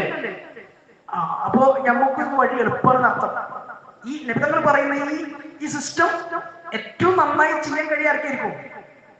ഈ മലപ്പുറം ജില്ലക്കാരായി കേൾക്കുന്ന നമുക്ക്. അല്ലാഹു തആല തൗഫീഖ് നൽകുമാറാകട്ടെ. അതുകൊണ്ടാണ് ഇടക്കൊക്കെ ജമാഅത്ത് പോകണമെന്ന് പറയുന്നത്. അത് വെറുതെ ഒന്നുമല്ല. അതിന്റെ പിന്നിലൊക്കെ ഒരു വലിയ തത്വമുണ്ട്. ഇനി നമ്മൾ എത്ര ന്യായീകരിച്ച അങ്ങനല്ല എന്നൊക്കെ പറഞ്ഞാലും അതിന് വാസ്തവം ഇങ്ങനെയാണ്. ഹദീസിന്റെ ആശയത്തിൽ നിന്നാണ് ഇതൊക്കെ വരുന്നത്, വെറുതെ പറയുന്നതല്ല. അപ്പൊ ഇയാളോട് പറയണത്, നീ ഇവിടെ വന്നാൽ ശരിയാവൂല, ഈ മണ്ണ് ഇങ്ങനെ ഒരു മണ്ണാണ്, നീ ഇവിടെ ഇതൊക്കെ ചെയ്തത് കൊണ്ട് നീ ഒന്ന് മണ്ണ് മാറ്റി നോക്ക്, എന്നാൽ അടുത്ത നാട്ടിലേക്ക് പോയിക്കോ, അവിടെ നിനക്ക് നന്നായി ജീവിക്കാനുള്ള അവസരമുണ്ട്, എന്നിട്ട് നീ ഒന്ന് നന്നാകും, നിന്റെ പാപങ്ങളൊക്കെ ആര് ഓർത്തു തരും? അള്ളാഹ് കൊടുത്തു, ഉറപ്പാണ്. ഈ മനുഷ്യൻ മനസ്സ് വിശാലായി അള്ളാഹുവിന്റെ മുമ്പിൽ കരഞ്ഞു തൗബ ചെയ്തു, നാട് വിടുക. അയാള് നാട് വിടുക. ഹദീസിന്റെ വചനം കാണാം. റസൂലുള്ളാഹി സ്വല്ലല്ലാഹു അലൈഹി വസല്ലം തങ്ങൾ പറയാം, അയാള് ഇവിടെ നിന്ന് അവിടേക്ക് നാട് വിടാൻ പോകുന്ന വഴിയിൽ ഉടമസ്ഥനായ റബ്ബിന്റെ തീരുമാനം വന്നു, അയാളുടെ ജീവിതം അവിടെ പൂർത്തിയാക്കാൻ, മരണപ്പെടുക. ജീവിതത്തിൽ എന്താ നന്മ ചെയ്തത്? അയാളുടെ ഹിസ്റ്ററി മൊത്തം 1, 2, 3 എന്നിങ്ങനെ എടുത്ത സെഞ്ചുറി വരെ ഫുൾ കൊലപാതകമാണ്. വേറൊരു അമലില്ല. അയാൾ എന്തെങ്കിലും ഒരു അമൽ ചെയ്തതായിട്ട് എവിടെയും ഒരു റെക്കോർഡില്ല. ആകെ ചെയ്തത് മരിക്കുന്നതിന്റെ തൊട്ട് മുമ്പ് ഒരു തൗബ, ആത്മാർത്ഥായി പശ്ചാത്തപിച്ചു മടങ്ങി. പിന്നെ അയാള് അടുത്ത് ചെയ്യുന്ന നന്മ എന്താണ്? ഈ യാത്രയാണ്. വേറൊന്നും ചെയ്തിട്ടില്ല. അയാൾ ചെയ്തതായിട്ട് റസൂലുള്ളാഹി സ്വല്ലല്ലാഹു അലൈഹി വസല്ലം തങ്ങൾ പറഞ്ഞു തന്നിട്ടില്ല. പോണ വഴിക്ക് മരണം സംഭവിച്ചു. ഈ മരിക്കുന്ന മനുഷ്യന്റെ റൂഹിനെ കൊണ്ടുപോകണ്ടേ? 2 വിഭാഗം മലക്കുകളും ആകാശലോകത്തിൽ നിന്ന് ഇറങ്ങിന അള്ള ഇറക്കി. ചിലതൊക്കെ ഈ ഉമ്മത്തിന് പഠിപ്പിക്കാൻ വേണ്ടി, നമുക്ക് ബോധ്യപ്പെടുത്തി തരാൻ വേണ്ടിയിട്ട്. അല്ലെങ്കിൽ പിന്നെ അള്ളാഹ്ക്കൊക്കെ ഒറ്റയ്ക്ക് വേഗം തീരുമാനിച്ച കാര്യം ഇതാക്കായിരുന്നു. പക്ഷേ ഒരു ഭാഗത്ത് റഹ്മത്തിന്റെ മലക്കുകൾ ഇറങ്ങി, മറുഭാഗത്ത് അദാബിന്റെ മലക്കുകൾ ഇറങ്ങി. രണ്ട് വിഭാഗം മലക്കുകളും ഈ മരിച്ചു കിടക്കുന്ന മനുഷ്യന്റെ റൂഹിനെ കൊണ്ടുപോകുന്ന കാര്യത്തിൽ തർക്കമായി. പറയാ, അദാബിന്റെ മലക്കുകൾ പറഞ്ഞു, 100 കൊന്നതിന്റെ ഹിസ്റ്ററി ഉള്ള മനുഷ്യൻ ഈ റൂഹ് ഞങ്ങൾക്കുള്ളതാണ്, ഞങ്ങളുണ്ടോ? എവിടേക്ക്? നരകത്തേക്ക് പോണ്ട മനുഷ്യനല്ലേ. റഹ്മത്തിന്റെ മലക്കുകൾ പറഞ്ഞു, എങ്ങനെ? അയാള് അവസാന ഘട്ടത്തിൽ തൗബ ചെയ്ത മനുഷ്യനാണ്, നന്നാകാൻ വേണ്ടി പുറപ്പെട്ട മനുഷ്യനാണ്. അതുകൊണ്ട് റഹ്മത്തിന്റെ മലക്കുകളായി ഞങ്ങളും ഉണ്ടോ? അയാൾ അവസാനം നന്നായിക്കണം. പക്ഷെ ഇവര് വിട്ടുകൊടുത്തില്ല, ഇവരും വിട്ടുകൊടുത്തില്ല. അങ്ങനെ പരസ്പരം അങ്ങോട്ടും ഇങ്ങോട്ടും വർത്തമാനമായി, ഏകദേശം തർക്കമായി. ഈ രണ്ട് മലക്കൂട്ടം മലക്കുകൾക്കിടയിൽ പിന്നെ തീരുമാനം ഉണ്ടാക്കാൻ വേണ്ടി അള്ളാഹു വേറൊരു മലക്കിനിറക്കുക. ഈ മലക്കിറങ്ങി വന്നിട്ട് ഇവർക്കിടയിൽ തീർപ്പ് കൽപ്പിക്കുക. നിങ്ങൾ തല്ലൂടണ്ട, അല്ലെങ്കിൽ നിങ്ങൾ തർക്കം കൂടണ്ട, നിങ്ങൾ അങ്ങോട്ടും ഇങ്ങോട്ടും സംസാരിക്കണ്ട. ഈ മനുഷ്യൻ പുറപ്പെട്ട നാടും അയാൾ എത്തിപ്പെടേണ്ട നാടും, ഈ രണ്ട് നാടിന്റെയും ഇടയിൽ ഇയാൾ സഞ്ചരിക്കുന്ന വഴിയുണ്ടല്ലോ, റൂട്ട്, ഈ റൂട്ടൊന്ന് അളന്ന് തിട്ടപ്പെടുത്തിയിട്ട് അയാൾ ഏത് നാട്ടിലേക്കാണോ ഏറ്റവും കൂടുതൽ അടുത്ത് കിടക്കുന്നത് ആ നാടുമായി ബന്ധപ്പെട്ട ആള് അല്ലെങ്കിൽ അതിന്റെ മലക്ക് കൊണ്ടുപോകണം. എന്ന് പറഞ്ഞാൽ അയാള് ഇത്രയും കാലം 100 കൊലപാതകം ചെയ്ത് മോശവാനായി ജീവിച്ച നാട്ടിലേക്കാണ് അയാളുടെ മയ്യത്ത് ഏറ്റവും കൂടുതൽ അടുത്ത് നിൽക്കുന്നതെങ്കിൽ ആര് കൊണ്ടുപോകണോ? അത് അവന്റെ മലക്കുകൾ കൊണ്ടുപോകണം. ഈ നന്നാകാൻ വേണ്ടി ആഗ്രഹിച്ച് നല്ല നാട്ടിലേക്ക് പുറപ്പെട്ടതല്ലേ, ആ നാട്ടിലേക്കാണ് കൂടുതൽ അയാളുടെ മയ്യത്ത് അടുത്തതെങ്കിൽ റഹ്മത്തിന്റെ മലക്കുകൾ കൊണ്ടുപോകണം. ഹദീസിന്റെ കിതാബുകളിൽ കാണാം, മലക്കുകൾ അളന്നു. യാഥാർത്ഥ്യം ഇങ്ങനെയായിരുന്നു. അയാള് ഇത്രയും കാലം മോശവാനായി ജീവിച്ച 100 കൊലപാതകം ചെയ്ത മണ്ണിലേക്കും നാട്ടിലേക്കുമായിരുന്നു അയാളുടെ മയ്യത്ത് ഏറ്റവും കൂടുതൽ അടുത്തത്. സ്വാഭാവികമായിട്ടും കൊണ്ടുപോകേണ്ടത് ആരായിരുന്നു? അദാബിന്റെ മലക്കുകളായിരുന്നു. പക്ഷേ 100 കൊലപാതകം ചെയ്ത, അല്ലാഹുവിന്റെ മുമ്പിൽ കരയാൻ തയ്യാറായ, പശ്ചാത്തപിച്ചു മടങ്ങിയ ഈ മനുഷ്യന് വേണ്ടിയിട്ട് ആകാശലോകത്തിന്റെ ഉടമസ്ഥനായ അല്ലാഹ് ഭൂമിയുടെ സകല തർത്തീബും മാറ്റി, സകല സംവിധാനങ്ങളും തർത്തീബുകളും അല്ലാഹു മാറ്റി. അയാൾ നന്നാകാൻ വേണ്ടി ആഗ്രഹിച്ചു പുറപ്പെട്ട നാടിനോട് അല്ലാഹ് കൽപ്പിച്ചു, അന്തഖറബി, ഈ മയ്യത്തായി കിടക്കുന്ന മനുഷ്യനിലേക്ക് നീ അടുത്തുക. ഒന്ന് ആലോചിക്കേ, ഒരു നാടിനോട് എന്തെയാണ് അല്ലാഹ് ഇങ്ങോട്ട് എടുക്കാൻ പറയാം. ഇയാള് മോശവാനായി ജീവിച്ച നാടിനോട് അല്ലാഹ് കൽപ്പിച്ചു, നീ ദൂരം പോ. മലക്കുകൾ അളന്നു നോക്കുമ്പോ ഈ മനുഷ്യന്റെ മയ്യത്ത് അയാൾ നന്നാകാൻ ആഗ്രഹിച്ചു പുറപ്പെട്ട നാട്ടിലേക്ക് കൂടുതൽ അടുത്തതായി കണ്ടു. അദ്ദേഹത്തെ റഹ്മത്തിന്റെ മലക്കുകൾ കൊണ്ടുപോയി എന്ന് റസൂലുള്ളാഹി സ്വല്ലല്ലാഹു അലൈഹി വസല്ലം. അപ്പോ കൊടുക്കുക സ്വർഗത്തിലേക്കല്ലേ, എന്താ സംശയം? നിങ്ങളൊന്ന് ആലോചിക്കുക. ഏതായാലും ഇരിക്കണ നമ്മളാരും 100 കൊന്നിട്ടില്ല, 100 പക്ഷെ ചിലതൊക്കെ നമ്മൾ ചെയ്തിട്ടുണ്ടോ? ചില ബലഹീനതകൾ കൊണ്ട് നമ്മൾ മിക്കവാറും ചെയ്തിട്ടുണ്ട്. പക്ഷെ അന്ന് കബൂലാക്കാൻ തീരുമാനിച്ചാൽ ഇത്രേ ഉള്ളൂ. വളരെ ഈസിയാണ് കാര്യം, വളരെ ഈസി. പക്ഷെ അതിലേക്കുള്ള സ്റ്റെപ്പ് ആര് വെക്കണം? നമ്മൾ തന്നെ വെക്കണം. നല്ല നിശ്ചയദാർഢ്യത്തോടു കൂടി വെക്കണം. റസൂലുള്ളാഹി സ്വല്ലല്ലാഹു അലൈഹി വസല്ലം തങ്ങളുടെ മുമ്പ് മാഇസ് റളിയല്ലാഹു അൻഹു, പേര് കേട്ട ഒരു സഹാബിയാണ്. അദ്ദേഹം വരുന്ന ഒരു രംഗം കാണാം. മാഇസ് ഇബ്നു മാലിക് എന്ന് തോന്നുന്ന സഹാബിയുടെ പേര്. ഈ സഹാബി വന്നിട്ട് സഹാബാക്കളൊക്കെ കൂടി നിൽക്കുന്ന സദസ്സിൽ റസൂലുള്ളാഹി സ്വല്ലല്ലാഹു അലൈഹി വസല്ലം തങ്ങളുടെ മുമ്പിൽ വന്നു. നബി തങ്ങളുടെ മുമ്പിൽ വന്നിട്ട് കരഞ്ഞുകൊണ്ട് പറയും, നബിയെ തഹിർനി, എന്നെ ഒന്ന് ശുദ്ധിയാക്കി തരൂ നബിയെ, എന്നെ ഒന്ന് ശുദ്ധി. പരാതി പറയാം. എന്താ പരാതി എന്നറിയോ? ഞാൻ വിവാഹിതനാണ്, പക്ഷെ വ്യഭിചരിച്ചു പോയി. ഞാൻ തെറ്റ് ചെയ്തു നബിയെ, എന്റെ മേൽ ഇസ്ലാമിന്റെ ഹദ് നടപ്പിലാക്കും. അതാണ് അദ്ദേഹത്തിന്റെ ആവശ്യം. ഇസ്ലാമിന്റെ ഹദ് എന്താ? ഇസ്ലാമിന്റെ വിവാഹം കഴിച്ച ആണോ പെണ്ണോ വ്യഭിചരിച്ചു കഴിഞ്ഞാല് എറിഞ്ഞു കൊല്ലുക. അത് ചെറിയ ശിക്ഷയാണോ? ജീവിതം തീരുക. അതും എങ്ങനെ? ഇഞ്ചിഞ്ചായി കൊല്ലുകയാണ്. ഒറ്റയടിക്കുള്ള കൊലപാതകമല്ല, അല്ലെങ്കിൽ തീർക്കലല്ല, ഇഞ്ചിഞ്ചായി വേദന അനുഭവിച്ച് മരിക്കേണ്ട ശിക്ഷയാണ്. ഈ സഹാബി വന്ന് ചോദിക്കാം, എന്ത് നബി ആ ശിക്ഷന്റെ പേര് നടപ്പിലാക്കി? ഇത് ആരെങ്കിലും വന്ന് പറഞ്ഞിട്ട് നബി തങ്ങൾ അറിഞ്ഞതല്ല, ആരും അറിയാതിരുന്ന ഒരു രഹസ്യം ഈ സഹാബി നേരിട്ട് വന്നിട്ട് നബി തങ്ങളോട് പറയാം. പക്ഷേ മനസ്സിൽ കടന്നിട്ട് മറിയാം, ചെയ്തു പോയ തെറ്റിനെ കുറിച്ചുള്ള പശ്ചാത്താപം, ഖേദം അടക്കി വെക്കാൻ കഴിയുന്നില്ല. അവസാനം നബി സല്ലല്ലാഹു അലൈഹി വസല്ലം തങ്ങളുടെ മുമ്പിൽ വന്നു. നബി തങ്ങളോട് പറയാം, നബിയെ എന്നെ ഒന്ന് ശുദ്ധിയാക്കി തരൂ, ഞാൻ ഇത്ര ഗുരുതരമായ ഒരു പാപം ചെയ്തിട്ടുണ്ട്. ഹദീസിൽ കാണാൻ നബി സല്ലല്ലാഹു അലൈഹി വസല്ലം മൈൻഡ് ചെയ്തില്ല, പോകാൻ പറഞ്ഞു. അയാളെ വാക്കൊന്നും കേൾക്കാനോ പരിഗണിക്കാനോ നിന്നില്ല. പിറ്റേ ദിവസം വീണ്ടും ഈ സഹാബി വരിക. ഇന്നലെ പറഞ്ഞ അതേ വാക്ക് കരഞ്ഞുകൊണ്ട് ആവർത്തിക്കുക, നബിയെ എന്നൊന്ന് ശുദ്ധിയാക്കി തരും, ഞാൻ സിന ചെയ്തിട്ടുണ്ട്. നബി സല്ലല്ലാഹു അലൈഹി വസല്ലം വീണ്ടും അയാളെ മടക്കി വെച്ചു, പോകാൻ പറഞ്ഞു. അയാൾ പോയി കഴിഞ്ഞപ്പോ കൂട്ടത്തിലുണ്ടായിരുന്ന സഹാബാക്കളോട് പറഞ്ഞു, നിങ്ങൾ കുറച്ച് ആൾക്കാർ ഈ മായിസിന്റെ കുടുംബത്തിൽ ചെന്നിട്ട് ഒന്ന് അന്വേഷിക്കും, ഈ മായിസിന് വല്ല പിരാന്തുണ്ടോ, ഈ ബുദ്ധിക്ക് ഭ്രമം സംഭവിച്ചതിന്റെ പേരിൽ എന്തെങ്കിലും വകതിരിവില്ലാതെ വന്ന് വിളിച്ചു പറയണോ എന്നുള്ളത് ഒന്ന് സ്ഥിരീകരിക്കണ്ടേ. ഇവിടെ സല്ലല്ലാഹു സഹാബാക്കളെ പറഞ്ഞു വിട്ടു അദ്ദേഹത്തിന്റെ ഗോത്രത്തിനടുക്കലേക്ക്. അവരവിടെ ചെന്നിട്ട് ചോദിക്കുക, മായിസിന് കാര്യമായിട്ട് എന്തെങ്കിലും ബുദ്ധിക്ക് പ്രശ്നമുണ്ടോ, മാനസികമായ തകരാറുണ്ടോ? കുടുംബക്കാർ കണ്ടാൽ പറയും, ഒരു പ്രശ്നമില്ല, ഞങ്ങളെ കൂട്ടത്തിൽ ഏറ്റവും നല്ല ആള്. ഇങ്ങനെ പറഞ്ഞു, ഒരു പ്രശ്നമില്ല, ഞങ്ങളുടെ കൂട്ടത്തിലെ ഏറ്റവും നല്ല ആണ്. അപ്പൊ ഏറ്റവും നല്ല ആൾക്കും എന്തോ ചെയ്യണം, എന്തും സംഭവിക്കാൻ സാധ്യതയുണ്ട്. അതാണ് ലോകം, അതാണ് ക്രമം. ആ ഗോത്രത്തിൽ ഏറ്റവും നല്ല മനുഷ്യനാണെന്ന് നാട്ടുകാർ മൊത്തം പറയാം. ഈ മനുഷ്യനാണ് എന്ന് പറയുന്നത്, ഞാൻ ഇങ്ങനെ ചെയ്തു പോയി എന്ന് പറഞ്ഞാൽ ചില സാഹചര്യങ്ങൾ ചിലർക്കൊക്കെ സംഭവിക്കാം. ആരും ആരെയും ക്രൂശിക്കാൻ നിൽക്കണ്ട. ഒരു പക്ഷെ ഒരാൾക്ക് സംഭവിച്ച തെറ്റിന്റെ പേരിൽ അയാളെ കളിയാക്കിയാൽ അതിനേക്കാൾ ഗുരുതരമായ പാപത്തിൽ ഒരു പക്ഷെ നമ്മൾ കൊടുക്കും. അള്ളാഹ് കാത്തിരക്ഷിക്കുമാറാണ്.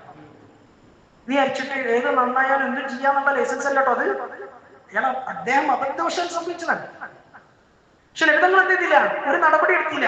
മൂന്നാമത്തെ ദിവസം വീണ്ടും ഈ സഹാബി വരിക.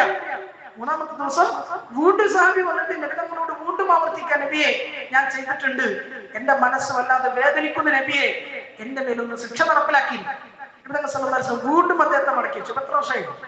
3 അയാളെ മടക്കി വെച്ചതിന് ശേഷം വീണ്ടും നബിതങ്ങള് കൂട്ടത്തിൽ ഇന്ന സഹാബാക്കളോട് പറഞ്ഞു, നിങ്ങൾ ഒന്നും കൂടി പോയി ഒന്നും കൂടി അന്വേഷിച്ചു. ഇന്നലെ പോയ അതേ സംഘത്തോടെ തന്നെ എവിടേക്കാണോ പറഞ്ഞ അങ്ങോട്ട് തന്നെ ഒന്നും കൂടി പോയി അന്വേഷിച്ചിട്ട് മായിസിന് എന്തെങ്കിലും പ്രശ്നങ്ങളുണ്ടോ എന്ന് ഒന്ന് അന്വേഷിച്ചു വരും എന്ന് പറഞ്ഞാൽ പകതിരിവില്ലാതെ എന്തെങ്കിലുമൊക്കെ വിളിച്ചു പറയാണോ എന്നുള്ളത് ഒന്ന് ചോദിച്ചു നോക്കുന്നതിന്റെ അർത്ഥം. വീണ്ടും സഹാബാക്കൾ പോയി അന്വേഷിച്ചു, ഒരു കുഴപ്പമില്ല. അപ്പോഴും ഒരു പറഞ്ഞു, ഞങ്ങളെ കൂട്ടത്തിൽ ഏറ്റവും നല്ല ആളാണ്. 4ാമത്തെ പ്രാവശ്യം വീണ്ടും 4ാമത്തെ ദിവസം ഈ സഹാബി വരിക. നബി സല്ലല്ലാഹു അലൈഹി വസല്ലം തങ്ങളുടെ മുമ്പിൽ വരിക.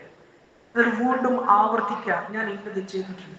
ഹദീസിന്റെ റിവായത്തുകൾ പല രൂപത്തിലാണ്, പല വഴികൾ വന്നിട്ടുള്ളത്. പല വഴിക്കും പല രൂപത്തിലാണ് ഹദീസിന്റെ റിവായത്തുകൾ കാണുന്നത്. ഒരു റിവായത്തിൽ കാണുന്നതിന് അവസാനം 4ാമത്തെ പ്രാവശ്യം വന്നപ്പോൾ വീണ്ടും നബിതങ്ങൾ മടക്കി വെച്ചു. 5ാമത് വന്നപ്പോഴാണ് നബിതങ്ങൾ അതെന്ത് ചെയ്തത്, അംഗീകരിച്ചത് എന്ന് കാണാം. മറ്റൊരു ഹദീസിന്റെ റിവായത്തിൽ 4ാമത്തെ പ്രാവശ്യം വന്നപ്പോ മായിസ റളിയല്ലാഹു അൻഹയോട് നബിതങ്ങൾ നേരിട്ട് ചോദിച്ചു, എടാ ഇത് ചിലപ്പോ ഒന്നും ഇങ്ങനെ തൊട്ടിട്ടേ ഉണ്ടാവുള്ളൂ, അല്ലെങ്കിൽ ഒന്ന് ഉമ്മ വെച്ചിട്ടേ ഉണ്ടാവുള്ളൂ, അല്ലെങ്കിൽ നീ ഒന്ന് ശൃംഗരിച്ചിട്ടേ ഉണ്ടാവുള്ളൂ, അതിന്റെ അപ്പുറത്തേക്കൊന്നുള്ളത് നീ ചെയ്തിട്ടില്ലല്ലോ എന്ന അർത്ഥത്തിൽ എന്ത് ചെയ്തു എന്ന് പറഞ്ഞാൽ ഇങ്ങനെയൊക്കെയാണ് ചെയ്തതെങ്കിൽ ശിക്ഷ ഉറപ്പിലാക്കാൻ വകുപ്പില്ല എന്ന് പറഞ്ഞാൽ നിങ്ങൾ പരമാവധി എന്ത് ചെയ്യാണ്, ഇത് ഒഴിവാക്കാൻ വേണ്ടിയിട്ട് നോക്കുകയാണ്.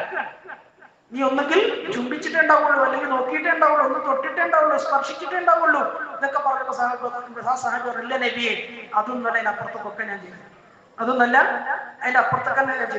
നബി തങ്ങൾ ഒന്നും കൂടി സ്ഥിരപ്പെടുത്താൻ വേണ്ടിയിട്ട് ശരിക്കും ചോദിച്ചു, നീ പറയുന്നത് വാസ്തവമാണോ, നീ പറയുന്നത് പോലെ തന്നെ ചെയ്തിട്ടുണ്ടോ? എന്നിട്ട് എന്തെങ്കിലും ഇങ്ങനെ ചോദിക്കാം, നിന്റെ ശരീരത്തിലുള്ള അത് അവളുടെ ശരീരത്തിലുള്ള അതിൽ പ്രവേശിച്ചോ എന്ന് ചോദിച്ചു. നിന്റെ ശരീരത്തിലുള്ള അത് അവളുടെ ശരീരത്തിലുള്ള അതിൽ പ്രവേശിച്ചോ? ഉദാഹരണ സഹിതം സുറുമയുടെ കുപ്പിയിൽ സുറുമക്കോല് പ്രവേശിക്കുന്നത് പോലെ പ്രവേശിച്ചോ എന്ന് വരെ ഹദീസിന്റെ കിതാബുകളിൽ കാണാം. എന്നാൽ ഇസ്ലാമിന്റെ ഒരു ശിക്ഷ നടപ്പിലാക്കണമെങ്കിൽ അത്രത്തോളം സ്ഥിരപ്പെടണം. ആരെങ്കിലും എന്തെങ്കിലുമൊക്കെ പറഞ്ഞു തേച്ചാൽ സ്ഥിരപ്പെടുന്നില്ല. അതുകൊണ്ട് ആരോപണം ഉന്നയിക്കുന്നവരെ സംബന്ധിച്ച് ഖുർആൻ ശക്തമായ താക്കീത്. ഒരാണിനെ പറ്റിയിട്ടോ ഒരു പെണ്ണിനെ പറ്റിയിട്ടോ വ്യഭിചാരാരോപണം നടത്തിയാൽ 4 വ്യക്തമായ സാക്ഷികൾ അതിന് കൊണ്ടുവരണം, എങ്ങനെ കോടതിയിൽ അംഗീകരിക്കുള്ളൂ. അതും ചില്ലറ സാക്ഷികളായ പോരാ. നമ്മുടെ നാട്ടിൽ ഇങ്ങനെ ഫോണിൽ ആരെങ്കിലും ഒക്കെ മെസ്സേജ് വിട്ട് ഷെയർ ചെയ്തതിന്റെ പേരിൽ ഞാൻ കേട്ടു, ഞാൻ അറിഞ്ഞു, ഞാൻ കണ്ടു എന്ന് പറഞ്ഞ സാക്ഷികളുണ്ടല്ലോ, പോരാ. നേർക്ക് നേരെ കണ്ണുകൊണ്ട് കണ്ട സാക്ഷികൾ വേണം. 4 പേര് വേണം. 3 കാര്യമില്ല, 4 വേണമെന്നാണ്. അതും നേർക്ക് നേരെ കണ്ണുകൊണ്ട് കണ്ട സാക്ഷികളാകണം. അതുകൊണ്ട് വെറുതെ ഒന്നും ഒരാളെ സംബന്ധിച്ചിട്ട് എന്തെങ്കിലും പറ്റൂല, അങ്ങനെ പറഞ്ഞു വരുത്താനൊന്നും പറ്റൂല. മാത്രമല്ല, അങ്ങനെ പറഞ്ഞു വരുത്തുന്നുണ്ടെങ്കിൽ അത് വൻപാപമാണ്. റസൂലുള്ളാഹി സ്വല്ലല്ലാഹു അലൈഹി വസല്ലം തങ്ങൾ പറഞ്ഞു. ഇനി എന്നിട്ട് ഇസ്ലാമിന്റെ മറ്റൊരു വിധി എന്താണെന്നറിയോ? ഒരാൾ വന്നിട്ട് ഇങ്ങനെ ആരോപണം ഉന്നയിച്ചു, 4 സാക്ഷികളെ കൊണ്ടുവരാൻ വേണ്ടി കോടതി പറഞ്ഞു. 4 സാക്ഷികളെ കൊണ്ടുവരാൻ അയാൾക്ക് കഴിഞ്ഞില്ല എങ്കിൽ അയാളെ വിളിക്കും. ആരെ? ഈ ആരോപണം ഉന്നയിച്ച ആളെ. എന്നിട്ട് കൊടുക്കേണ്ട അടി ഇയാൾക്ക് കൊടുക്കും. 80 അടി കൊടുക്കണം. ആർക്ക്? ഈ പറഞ്ഞുണ്ടാക്കിയ ഒരു പക്ഷെ അയാൾ പറഞ്ഞത് സത്യമായിരിക്കും, പക്ഷെ 4 സാക്ഷികളെ കൊണ്ടുവരണം. 4 സാക്ഷികൾ ഉണ്ടെങ്കിൽ മാത്രം പറയാൻ പോയാൽ മതി. ഹദീസിന്റെ താല്പര്യം അങ്ങനത്തെ എന്തെങ്കിലും ആരെങ്കിലും അറിഞ്ഞാൽ മിണ്ടാതെ നിൽക്കുക, ആരും ആരോടും ഷെയർ ചെയ്യണ്ട, പറയണ്ട. അയാൾക്ക് മനസ്താപം വന്ന് അയാൾ തോപ ചെയ്താൽ അതവിടെ തീർന്നോളും. പിന്നെ അയാൾ അന്നേപ്പോഴും അതിന്റെ പിന്നാലെ അങ്ങനെ സൈക്കിൾ എടുത്ത് പോകണ്ടെന്ന് അതിന്റെ അർത്ഥം. പക്ഷെ നമുക്ക് ഏറ്റവും നല്ല സുഖമുള്ള, സന്തോഷമുള്ള, ആവേശമുള്ള ഒന്നാണിത്. എവിടെങ്കിലും ഒന്നിങ്ങനെ പുകയിരുണ്ടോന്ന് നോക്കുക. എവിടെങ്കിലും എന്തെങ്കിലും ഒരു ചെറുത് ഒന്ന് കിട്ടിയാല് പിന്നെ അത് പറച്ചിലായി, പിന്നെ അത് ചർച്ചയായി, പിന്നെ അത് ഫോണിൽ കൂടിയായി, അല്ലേ? അത് നമ്മൾ പറയാം, ഞാനൊന്നും പറഞ്ഞിട്ടില്ലല്ലോ, ഞാനിങ്ങനെ അതൊക്കെ ഇങ്ങനെ കേൾക്കുന്നതും കുറ്റകരാണ്. അതുകൊണ്ട് ഖുർആനാ പറഞ്ഞത്, ആരെങ്കിലും സംബന്ധിച്ച് ആരോപണം ഉന്നയിച്ചാല് 4 സാക്ഷികളെ കൊണ്ടുവന്നിട്ടില്ലെങ്കിൽ അനക്ക് കിട്ടും 80 അടി. നമ്മൾ ഇവിടുന്നത് പോയത് ഈ മാഇസ് റളിയല്ലാഹു അൻഹുവിനോട് നബി സല്ലല്ലാഹു അലൈഹി വസല്ലം തങ്ങൾ ഒഴിവാക്കാൻ വേണ്ടി ചോദിച്ച എന്ത്, നീ അത്രയൊന്നും ചെയ്തിട്ടുണ്ടാവില്ല. ഒന്നുമില്ല, ഞാൻ എല്ലാം ചെയ്തിട്ടുണ്ട്. നബി തങ്ങൾ വ്യക്തമായി ചോദിച്ചു, നിനക്കുള്ളത് അവൾക്കുള്ളതിൽ പ്രവേശിച്ചോ, അങ്ങനെയാണോ നോക്കത്. ആ സഹാബി പറഞ്ഞു, നബിയെ ഒക്കെ റെഡിയാണ്, ഒക്കെ ഞാൻ ചെയ്തു എന്ന് പറഞ്ഞാൽ ഹലാലായ രൂപത്തിൽ ഞാൻ ഒരു പെണ്ണിനെ സമീപിക്കുന്നത് എങ്ങനെയാണോ അതേ രൂപത്തിൽ ഹറാമായ രൂപത്തിൽ സമീപിച്ചു. ഹലാലായ രൂപത്തിലാണെങ്കിൽ പിന്നെ ഒരു പെണ്ണായിട്ട് സമീപിച്ചാൽ എന്തൊക്കെ സംഭവിക്കാം, അതിന്റെ പൂർത്തീകരണത്തിലേക്ക് എത്തുമല്ലോ. എന്നതുപോലെ ഹറാമായ രൂപത്തിലും ഞാൻ എന്റെ ആവശ്യം ചെയ്തു, പൂർത്തീകരിച്ചു. നബി തങ്ങൾ സല്ലല്ലാഹു അലൈഹി വസല്ലം പറഞ്ഞു, ഓക്കെ, എന്നാ പിന്നെ നടപടിയെടുക്കാം. എന്താ നടപടി? നിങ്ങളൊന്ന് ആലോചിച്ചോക്കെ, ഈ സഹാബി 4-5 ദിവസം പിന്നാലെ വരെ വിളിച്ചുണ്ട്. എന്താ ചോദിക്കണത്? ഇന്നൊന്ന് എറിഞ്ഞു കൊന്നു തരുമോ എന്നാണ് അതിന്റെ അർത്ഥം. എന്റെ മേൽ നടപടി എടുക്കണം എന്ന് പറഞ്ഞാൽ എന്നൊന്ന് എറിഞ്ഞു കൊല്ലുമോ എന്നാണ്. എന്ന് പറഞ്ഞാൽ ചെയ്ത പാപം ഇവിടെ നിന്നേ കഴിയുകളയണം. നാളെ പരലോകത്ത് പോകുമ്പോ, അള്ളാഹുവിന്റെ മുമ്പിൽ എത്തുമ്പോ അതിന്റെ ഭാരം എനിക്ക് പേറേണ്ടി വരരുത്. ആഖിറത്തെ ഉള്ളറിഞ്ഞ് ചിന്തിക്കുന്ന മനുഷ്യന്മാർക്ക് ഇത്രേ ഉള്ളൂ. ഇവിടെ അതിന് പകരം എന്റെ ജീവൻ കൊടുത്താലും ശരി. ഈ സഹാബിയെ എറിഞ്ഞു കൊല്ലാൻ വേണ്ടി റസൂലുള്ളാഹി സ്വല്ലല്ലാഹു അലൈഹി വസല്ലം തങ്ങൾ കൽപ്പിച്ചു. സഹാബാക്കള് അദ്ദേഹത്തെ എറിയാൻ തുടങ്ങിയതാണ്. ഇന്നും മദീനയിൽ പോയാൽ കാണാം, അവിടെ ചരിത്രം അറിയുന്ന ആള്, ഞാൻ ഉംറക്ക് പോയപ്പോഴേക്ക് കാണിച്ചതാണ്. ഒരു മലന്റെ മുകളിൽ ഒരു സ്തൂപം അങ്ങനെ ഉണ്ട്, ഒരു ചെറിയൊരു കിണറിന്റെ മാതിരി ഇങ്ങനെ ഒരു വട്ടക്കെട്ട്. അപ്പൊ അതെന്താണെന്ന് ചോദിച്ചപ്പോഴാണ് ആ സഹോദരൻ, അദ്ദേഹം ഒരു ആലിമാണ്, അദ്ദേഹം പറഞ്ഞു, നമ്മൾ ഹദീസിൽ പഠിച്ചിട്ടില്ല മാഇസ് റളിയല്ലാഹു അൻഹുവിന്റെ സംഭവം. മാഇസ് റളിയല്ലാഹു അൻഹു ഒരു കുന്നിന്റെ മുകളിൽ നിർത്തി സഹാബാക്കൾ ചുറ്റും നിന്ന് എറിയാൻ തുടങ്ങി. വേദന കൊണ്ട് പൊളഞ്ഞിട്ട് സഹിക്കാൻ കഴിയാതെ ആ കുന്നിന്റെ മുകളിൽ നിന്ന് അദ്ദേഹം ഇറങ്ങി ഓടി അടുത്ത കുന്നിന്റെ മുകളിലേക്ക് കയറി. സഹാബാക്കൾ പിന്നാലെ ഓടി, സഹാബാക്കൾ വട്ടം കൂടി അവിടെ എറിഞ്ഞു. ആ മരിച്ചു വീണ സ്ഥലത്താണ് ആ സ്തൂപമുള്ളത് എന്ന്, ഈ കെട്ട് അതിന്റെ ഓർമ്മക്കാണെന്ന് ഇദ്ദേഹം പറഞ്ഞു. നമ്മളിങ്ങനെ അതിങ്ങനെ കേൾക്കുമ്പോൾ അന്തപ്പെടാം. പ്രശ്നം ഒരു സഹാബിയുടെ ത്യാഗമാണ്. ജീവിതത്തിൽ നമ്മളൊക്കെ എത്ര ലാഘവത്തോടു കൂടി കാണുന്ന പാപം. അല്ലാഹു നമുക്കൊക്കെ സൂക്ഷിക്കാനും ശ്രദ്ധിക്കാനും തൗഫീഖ്. ആർക്കും ഗ്യാരണ്ടി ഇല്ല ഇങ്ങനത്തെ തിന്മകൾ, തെറ്റുകൾ സംഭവിക്കൂലെന്ന് ആരും ഗ്യാരണ്ടി പറഞ്ഞ് നടക്കണ്ട. ഇന്നത്തെ കാലാണ് വല്ലാത്ത കാലം. ഹദീസിന്റെ ആശയം വെച്ച് നോക്കിയാൽ ഒരു പുരുഷനെ വഴികേടിലേക്കാക്കാൻ 40 പെണ്ണുങ്ങളുണ്ടാവും. അതിന്റെ ഗൗരവം അത്രയാണ്. കുറച്ചു മുമ്പൊക്കെ നമ്മളൊക്കെ എനിക്ക് തോന്നുന്നു സ്കൂളുകളിലും കോളേജുകളിലൊക്കെ പഠിച്ചിരുന്ന കാലത്ത് പൂവാല ശല്യം എന്നൊക്കെ പറഞ്ഞൊരു സംഗതി ഉണ്ട്. ഇന്ന് പൂവാല ശല്യം എന്നുള്ള വാക്കിനെ എന്തില്ല, പ്രസക്തിയില്ല. പെണ്ണുങ്ങൾ ഇങ്ങനെ ഒന്ന് തിരിച്ചുമ്പോക്ക് വെട്ടിയെടുത്ത് പോരുന്ന കാലമാണ്. എവിടെ പൂവാല ശല്യം? മറ്റേതിങ്ങനെ ആണുങ്ങൾ എന്ത് ചെയ്യും, കുറെ കത്ത് ചെയ്തും കുറെ പിന്നെ മുട്ടായി കൊടുക്കാൻ നോക്കും. പെണ്ണിങ്ങനെ ചൂടാവും, പാപ്പാനോട് കുറെ തല്ലിട്ടും ആങ്ങളാരോട് കുറെ തല്ലിട്ടും ഒരു പ്രേമവും പ്രണയമൊക്കെ ഒന്ന് വശത്താക്കി കിട്ടാൻ വേണ്ടിയിട്ട് ഏറ്റവും വലിയ ത്യാഗം ചെയ്തിരുന്ന സമയം ഉണ്ടായിരുന്നു. പക്ഷെ ഇന്നതൊന്നുമില്ല. ഇന്ന് അതിന്റെ ഒരു കാലമില്ല, അതിന്റെ ഒരു ആവശ്യമില്ല. ഏത് അണ്ടനാണെങ്കിലും അടവോടനാണെങ്കിലും ശരി, പെണ്ണുങ്ങൾ തയ്യാറാണ് ഇന്നലെ വരാൻ. ഇതൊരു വല്ലാത്തൊരു ഫിത്നയോ കൊണ്ട് ചെയ്യാമെന്നാളാവുമ്പോ അതിലേക്ക് അടുക്കുമ്പോ ഒരു ഫിത്ന, ഒരു ആണിനെ വഴി പഠിപ്പിക്കാൻ എത്ര പെണ്ണുണ്ടാവും? 1-2 എന്നല്ല, 40 ഉണ്ടാവും. നല്ലോണം ശ്രദ്ധിച്ച് സൂക്ഷിച്ച് പോയിട്ടില്ലെങ്കിൽ വലിയ അപകടമാണ്. പിന്നെ മാത്രമല്ല, സാധാരണ ഉലമാക്കൾ പറയാറുള്ളത്, ഏത് വലിയ മുത്തക്കിനെയും ഏത് വലിയ വലിയനെയും വീഴ്ത്താൻ ശൈത്താൻ ഉപയോഗിക്കുന്ന തന്ത്രം പെണ്ണാണ്. ഒന്നിലും വീഴാത്ത ഉരുക്കുപോലെ നിൽക്കുന്ന മുത്തക്കിങ്ങളൊക്കെ ഉണ്ടാവുമല്ലോ, ഏറ്റവും നല്ല വലിയങ്ങള്, ഏറ്റവും നല്ല വലിയും ഏറ്റവും നല്ല മുത്തക്കയും വീഴാൻ സാധ്യതയുള്ള ഒരു ചതി പെണ്ണാണ്, സ്ത്രീയാണ്. അതുകൊണ്ട് നബി സല്ലല്ലാഹു പറഞ്ഞിട്ടില്ലേ, നിങ്ങൾ ദുനിയാവിനെ സൂക്ഷിക്കണം എന്നതുപോലെ നിങ്ങൾ പെണ്ണുങ്ങളെയും സൂക്ഷിക്കണം എന്നാണ്. ഇതിനിപ്പോ സ്ത്രീ വിരുദ്ധത പറഞ്ഞതൊന്നും ആരും ചിന്തിക്കണ്ട, അതൊന്നല്ല പറഞ്ഞു, യാഥാർത്ഥ്യമാണ്. മുഅ്മിനീങ്ങളായ പെണ്ണുങ്ങളെ കുറിച്ചിട്ടോ നന്നായി ജീവിക്കണം എന്ന് ആഗ്രഹിക്കുന്ന പെണ്ണുങ്ങളെ കുറിച്ചിട്ടൊന്നുമല്ല. ഖിയാമത്ത് നാളിന്റെ പൊതുവായ ഒരു അവസ്ഥയിലേക്ക് ഈ ഉമ്മത്ത് എത്തുമ്പോൾ ഈ ലോകത്ത് സംഭവിക്കാനിരിക്കുന്ന യാഥാർത്ഥ്യങ്ങളെ കുറിച്ചിട്ടാ പറഞ്ഞത്. യാഥാർത്ഥ്യങ്ങൾക്ക് നേരെ കണ്ണടച്ചിട്ട് കാര്യമില്ല, സംഭവം ഈ മാഇസ് റളിയല്ലാഹു അൻഹുവിനെ അവിടെ വെച്ചിട്ട് എറിഞ്ഞു വീഴ്ത്തി. അദ്ദേഹം പെട്ടെന്ന് മരിച്ചു. ആ മരിച്ചു കിടന്ന സ്ഥലത്ത് ഓർമ്മക്കായി അവിടെ ഒരു കെട്ട് കാണാം. ഇന്ന് അതിന്റെ ബാക്കി കാണാം. ഈ സഹാബിയെ എടുത്ത് മറവ് ചെയ്തു. മറവ് ചെയ്തതിന് ശേഷം റസൂലുള്ളാഹി സ്വല്ലല്ലാഹു അലൈഹി വസല്ലം തങ്ങളും സഹാബാക്കളൊക്കെ കൂടി നിൽക്കുമ്പോൾ രണ്ട് സഹാബാക്കൾ പരസ്പരം, കൂട്ടത്തിൽ നിന്നുള്ള രണ്ടാളുകൾ പരസ്പരം എന്തോ രഹസ്യം പറയാം, അടക്കം പറയാം, എല്ലാവരും കേൾക്കുന്ന രൂപത്തിലാണെന്ന് മാത്രം. ഒരാൾ മറ്റൊരാളോട് പറയുന്നതായി നബി തങ്ങൾ സല്ലല്ലാഹു അലൈഹി വസല്ലം കേൾക്കുകയാണ്. എന്താ പറയുന്ന അറിയോ?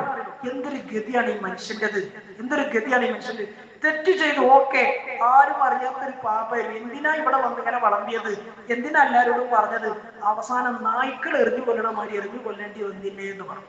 ഹദീസിൽ വെക്കങ്ങനെ എന്ന് പറഞ്ഞാല് നായ്ക്കളെ നമ്മൾ എറിഞ്ഞു കൊല്ലൂലേ എന്നതുപോലെ ആ മനുഷ്യന് എറിഞ്ഞു കൊല്ലപ്പെടേണ്ടി വന്നല്ലോ എന്ന് പറഞ്ഞു. നബി സല്ലല്ലാഹു അലൈഹി വസല്ലം കേട്ടു, പക്ഷെ അപ്പൊ ഒന്നും മിണ്ടിയില്ല. പിന്നെ അവിടെ നിന്ന് ഇങ്ങനെ പോന്നു, ഈ സഹാബാക്കളും കൂടെ ഉണ്ട്. നബി സല്ലല്ലാഹു അലൈഹി വസല്ലം ഇങ്ങനെ പോന്ന് ഒരു കുറച്ചെത്തിയപ്പോ വഴിയരിയില് ഒരു കോവർ കഴുതയുടെ ചീഞ്ഞളിഞ്ഞ ശരീരം കണ്ടു. മൃതദേഹം, ശവം, ചീഞ്ഞളിഞ്ഞ കോവർ കഴുതയുടെ ശരീരം, അളിഞ്ഞുകളും. നബി സല്ലല്ലാഹു അലൈഹി വസല്ലം അത് കണ്ടപ്പോ ആ കഴുതയുടെ അല്ലെങ്കിൽ ആ ശവത്തിന്റെ അരികിൽ ഇങ്ങനെ പോയി നിന്നിട്ട് നബി തങ്ങൾ ചോദിച്ചു, ഇന്ന സഹാബികളോട് ചോദിച്ചു. ഇന്ന പറഞ്ഞാൽ നേരത്തെ ആ കമന്റ് പറഞ്ഞില്ലേ രണ്ടാമത്, ഓരോ നബി തങ്ങൾ ചോദിക്കുന്നത് ഇന്ന സഹാബികളോടെ. അപ്പൊ രണ്ടുപേരും പറഞ്ഞു, നബിയെ ഞങ്ങൾ ഇത് ഹാജരാണ്. രണ്ടാളും പേരും രണ്ടുപേരും മുന്നിലേക്ക് ചെന്നു. നബി തങ്ങൾ പറഞ്ഞതാ, ഇരിക്കി, നിന്ന് തിന്നോളിയാണ്. എന്താ പറഞ്ഞത്? ഏതുന്ന തിന്നത്? ബിരിയാണി ചെമ്പിന്റെ മുമ്പിലല്ലേ എത്തിയണത്. പിന്നെയോ ചീഞ്ഞളിഞ്ഞ നാർന്ന കഴുതയുടെ ശവത്തിന്റെ അരികിൽ നബി തങ്ങൾ ഇരിക്കാൻ പറഞ്ഞു, തിന്നോളി എന്ന് പറഞ്ഞു. രണ്ട് സഹാബാക്കൾ അന്തം കൊണ്ടു, നബി നിങ്ങൾ എന്താ പറയണത്, ഞങ്ങൾ ഇത് തിന്നേ, ഈ ശവം. നബി തങ്ങൾ സല്ലല്ലാഹു അലൈഹി വസല്ലം ചോദിച്ചു, നിങ്ങൾ മാഇസിനെ പറ്റി നേരത്തെ പറഞ്ഞില്ലേ ഒന്ന് രണ്ട് വാക്കുകൾ, നിങ്ങൾക്ക് എന്ത് കിട്ടി? നിങ്ങൾക്ക് ആ പറഞ്ഞതിന്റെ പേരിൽ എന്ത് ഉപകാരം കിട്ടി? നബി തങ്ങൾ പറഞ്ഞതിന്റെ ഉദ്ദേശം എന്താണെന്നറിയോ? ആ പറഞ്ഞതിനേക്കാൾ നല്ലത് ഇത് നിന്നതാണ്. ആ പറഞ്ഞതിനേക്കാൾ നല്ലത് ആ സഹാബാക്കൾ പറഞ്ഞു വെച്ചിട്ട് നമ്മളെന്താ പറയാ, ഉള്ളതല്ലേ പറഞ്ഞതാണ്, ഉള്ളതല്ലേ, ശരിയാണ്, യാഥാർത്ഥ്യമല്ലേ, നമ്മളൊക്കെ തന്നെയല്ലേ പറയാം. ഇപ്പൊ വല്ലാത്തൊരു അവസ്ഥയായി പോയി, വല്ലാത്തൊരു മരണമായി പോയി, വല്ലാത്തൊരു ദുരവസ്ഥയായി പോയി, വല്ലാത്തൊരു ഗതിയായി പോയി, അങ്ങനെയല്ലേ ഇങ്ങനെയല്ലേ എന്നൊക്കെ കമന്റ്. ഇതേ കമന്റ് അല്ലേ രണ്ടാളും പറഞ്ഞിട്ടുള്ളൂ. നബി തങ്ങൾ പറഞ്ഞു അതിനേക്കാൾ നല്ലത് ഇതാണ്. എന്നിട്ട് നബി തങ്ങൾ സല്ലല്ലാഹു അലൈഹി വസല്ലം അടുത്ത വാക്കെന്താന്ന് പറഞ്ഞറിയോ? നിങ്ങൾ കുറ്റം പറയുകയും നിങ്ങൾ ഇകഴ്ത്തി കാണിക്കുകയും നിങ്ങൾ ചെറുതാക്കി പറയുകയും ചെയ്ത മാഇസ് എന്ന സഹാബിയെ ഇതാ സ്വർഗത്തിന്റെ അരുവികളിൽ നീന്തി തുടിക്കുന്നതായി ഞാൻ കാണുന്നു എന്ന് റസൂലുള്ളാഹി സ്വല്ലല്ലാഹു അലൈഹി വസല്ലം. നിങ്ങൾ ഇകഴ്ത്തി പറയുകയും കുറ്റപ്പെടുത്തുകയും ചെയ്ത മാഇസ് എന്ന സഹാബി സ്വർഗത്തിന്റെ അരുവികളിൽ നീന്തി കുളിക്കുന്ന കാഴ്ച ഞാൻ കാണുന്നു എന്ന് റസൂലുള്ളാഹി സ്വല്ലല്ലാഹു അലൈഹി വസല്ലം തങ്ങൾ പറഞ്ഞു. നിങ്ങളൊന്ന് ആലോചിച്ച് നോക്കിയേ, മദീനക്കാരായ സഹാബാക്കളുടെയൊക്കെ നിലപാടിൽ അല്ലെങ്കിൽ അവരുടെയൊക്കെ ചിന്തയിൽ ഏറ്റവും വലിയ ഗുരുതരമായ ഒരു പാപം ചെയ്ത സഹാബി, ആ നിലയിൽ ഹദ് നടപ്പിലാക്കപ്പെട്ട് അങ്ങനെ മരണപ്പെട്ട ഒരു സഹാബി, അവസാനം നബി സല്ലല്ലാഹു അലൈഹി വസല്ലം ആ സഹാബിയെ കുറിച്ച് പറയുമ്പോൾ എന്താ പറഞ്ഞത്? സ്വർഗത്തിന്റെ അരുവികളിൽ നീന്തി തുടിക്കുന്ന കാഴ്ച ഞാൻ കാണുന്നു. ഇത്രേ ഉള്ളൂ. തൗബ ചെയ്യേണ്ടതുപോലെ ചെയ്താൽ ഇത്രേ ഉള്ളൂ. എത്ര വലിയ പാപം, പക്ഷെ ഇതിനേക്കാളൊക്കെ വലിയ ഗുരുതരമായ ഒരു പാപം വളരെ ലാഘവത്തിൽ നിസ്സാരമായി നമ്മൾ കാണുന്നുണ്ട്, ചെയ്യുന്നുണ്ട്. നമ്മളെ കണ്ണിൽ സിന വലിയൊരു പാപമാണ്, പക്ഷെ അതിനേക്കാൾ ഗുരുതരമായ കഠിനമായ ഒരു പാപം ഒരു പരിഗണന ഇല്ലാതെ നമ്മൾ ചെയ്തുകൊണ്ടിരിക്കുക. എന്ത്? പലിശയുടെ ഒറ്റപ്പണം. ഹദീസിന്റെ വചനം ഇങ്ങനെ, ഒറ്റപ്പണം എന്ന് പറഞ്ഞാൽ ഇത്തിരി പോകുന്ന പലിശയുടെ മുതൽ 36 തവണ വ്യഭിചരിക്കുന്നതിനേക്കാൾ കഠിനമാണ്. ഒന്നും രണ്ടൊന്നല്ല, എത്ര? 36 തവണ വ്യഭിചരിച്ചാൽ എത്ര കുറ്റം ഉണ്ടാവുമോ അത്രയും, അല്ലെങ്കിൽ അതിനേക്കാൾ കുറ്റുണ്ട് ഒരു ഉറുപ്യ പലിശയുടെ മുതൽ ഉപയോഗിക്കുകയോ തിന്നുകയോ ഇടപാട് നടത്തുകയോ ചെയ്താൽ. നന്നായി ചിന്തിച്ചോളി, നന്നായി ശ്രദ്ധിച്ചോളി, ആഖിറ നഷ്ടപ്പെടാൻ അത് കാരണം. തൽക്കാലം ദുനിയാവിൽ അഡ്ജസ്റ്റ് ചെയ്ത് ജീവിക്കാൻ നമുക്ക് എല്ലാ വകുപ്പുകളും ഉണ്ടാവും, ആൾക്കാരെ സപ്പോർട്ട് ഉണ്ടാവും. കച്ചവടം അങ്ങനല്ല, ഇങ്ങനെയല്ല, ഇങ്ങനല്ലാതെ പിന്നെ എങ്ങനെയാ നടക്കുക, ഇടപാട് ഇങ്ങനെയൊക്കെ തന്നെ ഇന്നത്തെ കാലത്ത് നടക്കുള്ളൂ എന്നൊക്കെ പറഞ്ഞിട്ട് ഹറാമുകളിലേക്ക് പരിധികളില്ലാതെ, നിയന്ത്രണങ്ങളില്ലാതെ, അതിന്റെ വ്യക്തമായ മസ്അലയും മതവിധിയും അതിന്റെ അതിരുകളും പരിധികളൊക്കെ അതിൻ്റെതായ ഉലമാക്കളോടും മുഫ്തിമാരോടും ചോദിച്ചറിയാതെ നമ്മൾ നമ്മളുടേതായ പഴുതുകൾ കണ്ടെത്തി ന്യായങ്ങൾ പറഞ്ഞിട്ട് ആ വകുപ്പിലേക്ക് അല്ലെങ്കിൽ അതിലേക്ക് നമ്മൾ നിയന്ത്രണങ്ങളില്ലാതെ എടുത്തു ചാടുന്നുണ്ടെങ്കിൽ ഈ പറഞ്ഞ സിനയേക്കാൾ 36 തവണ ഇരട്ടി കഠിനമാണെന്ന് ഹദീസ് പറയാം. മറ്റൊരു വചനത്തിൽ നീ നിന്റെ ഉമ്മയോട് നിന്റെ ഉമ്മയുമായി വ്യഭിചരിക്കുന്നതിനേക്കാൾ കഠിനമാണ്. നമുക്ക് ഒരിക്കലും ആലോചിക്കാൻ പോലും പറ്റാത്തൊരു സംഗതിയാണ്. ജന്മം നൽകിയ സ്വന്തം ഉമ്മയോടൊപ്പം വ്യഭിചരിക്കുന്നതിനേക്കാൾ കഠിനമാണെന്ന് പറയുമ്പോൾ ആ പലിശ എത്ര വലിയ പാപമാണ്. അള്ളാഹു നമുക്ക് സൂക്ഷിക്കാനും ശ്രദ്ധിക്കാനൊക്കെ തൗഫീഖ് പറയാം. കാലം ഇങ്ങനെ പോകുമ്പോൾ പലിശയുടെ വാതിലുകൾ ഇങ്ങനെ വിശാലമായി തുറന്ന് അതിന്റെ തൊങ്ങലും അതിന്റെ പൊടിപ്പും അലങ്കാരമൊക്കെ കണ്ടിട്ട് ഫുള്ള് ഹലാലാണെന്ന് നമുക്ക് തോന്നുക. ഫുള്ള് നമ്മൾ മുമ്പ് ക്ലാസ്സിൽ പറഞ്ഞിട്ടുള്ളതാണ്. കച്ചവടങ്ങളും ഇടപാടുകളും മുഴുവൻ എന്തായി പലിശയിൽ അധിഷ്ഠിതമായി. പിന്നെ അത് പലിശയല്ലെന്ന് പറഞ്ഞു തരാനും അതിന്റെ മസാല എങ്ങനെയാണ് പോകുന്നതെന്നൊക്കെ പറഞ്ഞു തരാനും ഇപ്പൊ കച്ചവടക്കാരെന്നെ പഠിച്ചു. നമ്മളൊരു പീടിക്ക് പോയാല് ഇത് പലിശ അല്ല എന്ന് സമർത്ഥിക്കാൻ ഒരു പക്ഷെ മുസ്ലിം അല്ലാത്ത ആള് വരും, അതിനനുസരിച്ച് പഠിച്ചിട്ടുണ്ട്. ഓരിങ്ങനെ 1-2 ക്ലാസ്സുകൾ എടുത്ത് വരുമ്പോ നമുക്കെന്നെ തോന്നാ ഇതാണ് ശരി, അപ്പൊ പിന്നെ ഇതിങ്ങനെ കണ്ടുപോകും. അള്ളാഹു നമ്മളൊക്കെ കാത്തുരക്ഷിക്കുമാറാകട്ടെ. അതുകൊണ്ട് ഇങ്ങനത്തെ പാപങ്ങൾ ഒരുപാട് നമ്മുടെ ജീവിതത്തിലുണ്ടാവും. നിർബന്ധമായിട്ടും തൗബ ചെയ്തിട്ടില്ലെങ്കിൽ അപകടത്തിലേക്ക് പോകും. പക്ഷെ തൗബ ചെയ്താൽ അത് എത്ര വലുതാണെങ്കിലും എത്ര ഗുരുതരമാണെങ്കിലും അള്ളാഹു സ്വീകരിക്കാൻ കഴിയും. ആര് സ്വീകരിച്ചില്ലെങ്കിലും ശരി, ആര് പരിഗണിച്ചു. അതങ്ങനെ ചില തിന്മകൾ ഒരു മനുഷ്യന്റെ ജീവിതത്തിൽ സംഭവിച്ചാല് പിന്നെ മനുഷ്യൻ എന്തില്ല ഒരു നല്ല കണ്ണുകൊണ്ട് നാട്ടുകാർ കാണില്ല. ഉണ്ട്, ഉറപ്പല്ലേ? നമ്മുടെ നാട്ടിലൊക്കെ ഉണ്ട്. ഇപ്പൊ ഞാൻ ഉദാഹരണം പറയാം, മയക്കുമരുന്നിലൊക്കെ കുടുങ്ങിയ ചില ആൾക്കാരുണ്ടാവും. ഒരു പക്ഷേ അയാള് അങ്ങനെ അറസ്റ്റിലാകുമ്പോഴേക്കാണ് അയാൾ അതിലൊക്കെ ഉണ്ടോ എന്ന് നമ്മൾ ചിന്തിക്കുക. അയാൾ ഒരു പക്ഷേ അങ്ങനെ കുടുങ്ങാനുണ്ടായ സാഹചര്യം എന്താണെന്ന് പോലും നമ്മൾ ചിലപ്പോൾ എന്തില്ല ചിന്തിക്കുക. പല ആൾക്കാരും അറിഞ്ഞു കൊടുക്കുന്നവരുണ്ടാവും, അറിയാതെ കൊടുക്കുന്ന ആൾക്കാരൊക്കെ ഉണ്ടാവും. പക്ഷെ അവിടെ ഒന്നല്ല വിഷയം. ഇതവർ കുടുങ്ങി കുറച്ച് ദിവസം ജയിലിലായാൽ പിന്നെ ഇറങ്ങിയതിനു ശേഷം പിന്നെ അയാളോടുള്ള പെരുമാറ്റത്തിൽ നമുക്കൊരു ഡിസ്റ്റൻസ് ഉണ്ടാവും. ഒരിക്കലും നമുക്ക് നല്ല കണ്ണോടെ കാണാൻ കഴിയും. ഈ പാപം ചെയ്യുന്ന ആൾക്കാരോടൊക്കെ അങ്ങനത്തെ ഒരു പെരുമാറ്റവും സമീപനമാണ് നമുക്കുള്ളത്. ഈ പറഞ്ഞ മാതിരി കണ്ടുപിടിക്കേ അല്ലെങ്കിൽ വ്യഭിചരിക്കേ പലിശയുമായി ബന്ധപ്പെട്ട ഇടപാടുകളിൽ അങ്ങനെ കുടുങ്ങി നിൽക്കുന്ന ആൾക്കാരുണ്ട്. ഇവരോടൊക്കെ ഈ നിലപാടാണ്. അങ്ങനൊന്നും പാടില്ല. ശരിക്കും നബി സല്ലല്ലാഹു അലൈഹി വസല്ലം ഈ സഹാബിന്റെ കാര്യത്തിൽ എടുത്ത വിശാലമായ നിലപാട് എത്ര സുന്ദരം. ഒരു ചേർത്ത് പിടിക്കുന്ന വേണ്ടിയും അപ്പോഴേ അവർക്ക് കാര്യം മനസ്സിലാവുള്ളൂ, അപ്പോഴേ അവർ തിരിഞ്ഞു വരുള്ളൂ. അതുകൊണ്ട് നമ്മുടെ ജീവിതത്തിൽ സംഭവിക്കുന്ന തിന്മകൾ പൂർണ്ണമായും കഴുകിക്കളയാനുള്ള മനസ്സ് നമുക്കുണ്ടാകണം. ഈ മായിസ് റളിയല്ലാഹു സംഭവം പറയുമ്പോൾ നേരെ അപ്പുറത്തൊരു പെണ്ണിന്റെ കഥയും കൂടി ഹദീസിൽ കാണാം. ഗാമിദിയ ഗോത്രത്തിൽപ്പെട്ട പെണ്ണെന്നാണ്. അപ്പോ ഏകദേശം ഒരു പിടുത്തം കിട്ടും. മായിസ് റളിയല്ലാഹുവിന്റെ കഥയിലെ നായികാരായിരിക്കും ഈ പെണ്ണായിരിക്കും. ഈ പെണ്ണുമേ മാതിരി റസൂലുള്ളാഹി സ്വല്ലല്ലാഹു അലൈഹി വസല്ലം തങ്ങളുടെ മുമ്പിൽ വന്നു. ഇതുകൂടി പറഞ്ഞോട്ടെ, സമയം വരുന്നുണ്ടോ? ഈ പെണ്ണ് നബിതങ്ങളുടെ മുമ്പിൽ വന്നിട്ട് നബിതങ്ങളുടെ മുമ്പിൽ കരയാ, നബിയെ ഞാൻ ഒരു തെറ്റ് ചെയ്തിട്ടുണ്ട്, ഗുരുതരമായ തെറ്റ്, എന്റെ മേലെ ഹദ് നടപ്പിലാക്കണം. നബിതങ്ങൾ സല്ലല്ലാഹു അലൈഹി വസല്ലം മായിസ് റളിയല്ലാഹുവിന്റെ കാര്യത്തിൽ സ്വീകരിച്ച അതേ നിലപാട് പോകാൻ പറഞ്ഞു. കേട്ടില്ല. രണ്ടാമത്തെ ദിവസം വീണ്ടും വന്നു, അതേ നിലയിൽ കരഞ്ഞുകൊണ്ട് നബിതങ്ങൾ സല്ലല്ലാഹു അലൈഹി വസല്ലം വീണ്ടും മടക്കിയേക്കാൻ ശ്രമിച്ചു. പക്ഷെ ആ പെണ്ണ് വന്നിട്ട് പറഞ്ഞു, നബിയെ ഞാൻ വ്യഭിചരിച്ചു എന്ന് മാത്രമല്ല ഗർഭിണിയാകും ചെയ്തിട്ടുണ്ട്, വ്യഭിചാരത്തിലൂടെ ഗർഭിണിയാകും ചെയ്തിട്ടുണ്ട്. നബിതങ്ങൾ സല്ലല്ലാഹു അലൈഹി വസല്ലം അപ്പോഴും കേട്ട ഭാവം നടിച്ചില്ല, മടക്കിയേക്കാൻ നോക്കി. നബിതങ്ങൾ രണ്ടാമതും എന്നെ മടക്കുകയാണ് എന്ന് കണ്ടപ്പോ ഈ പെണ്ണ് പറയുന്നുണ്ട്, നബിയെ ഇന്നലെ മായിസിനെ മടക്കി അയക്കാൻ ശ്രമിച്ചതുപോലെ എന്നെ നിങ്ങൾ മടക്കി അയക്കാം. അതേ വാക്ക് പറഞ്ഞു. നിങ്ങൾ മാഹിസിനെ മടക്കി അയച്ചതുപോലെ എന്നെ മടക്കി അയക്കാൻ നോക്കുകയാണോ?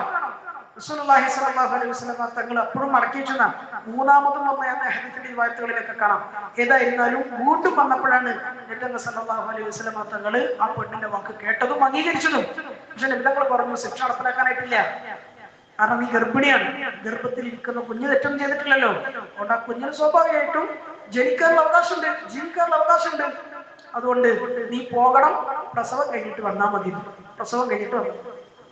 ഈ പെണ്ണിനെ പറഞ്ഞയക്കുമ്പോൾ പെണ്ണിന്റെ വലിയായ ഉപ്പയെ അല്ലെങ്കിൽ രക്ഷാധികാരിയെ പ്രത്യേകം വിളിച്ച് നബി സല്ലല്ലാഹു അലൈഹി വസല്ലം പറഞ്ഞു, പെണ്ണിനോട് നല്ല നിലയിൽ പെരുമാറുന്നുണ്ടോ?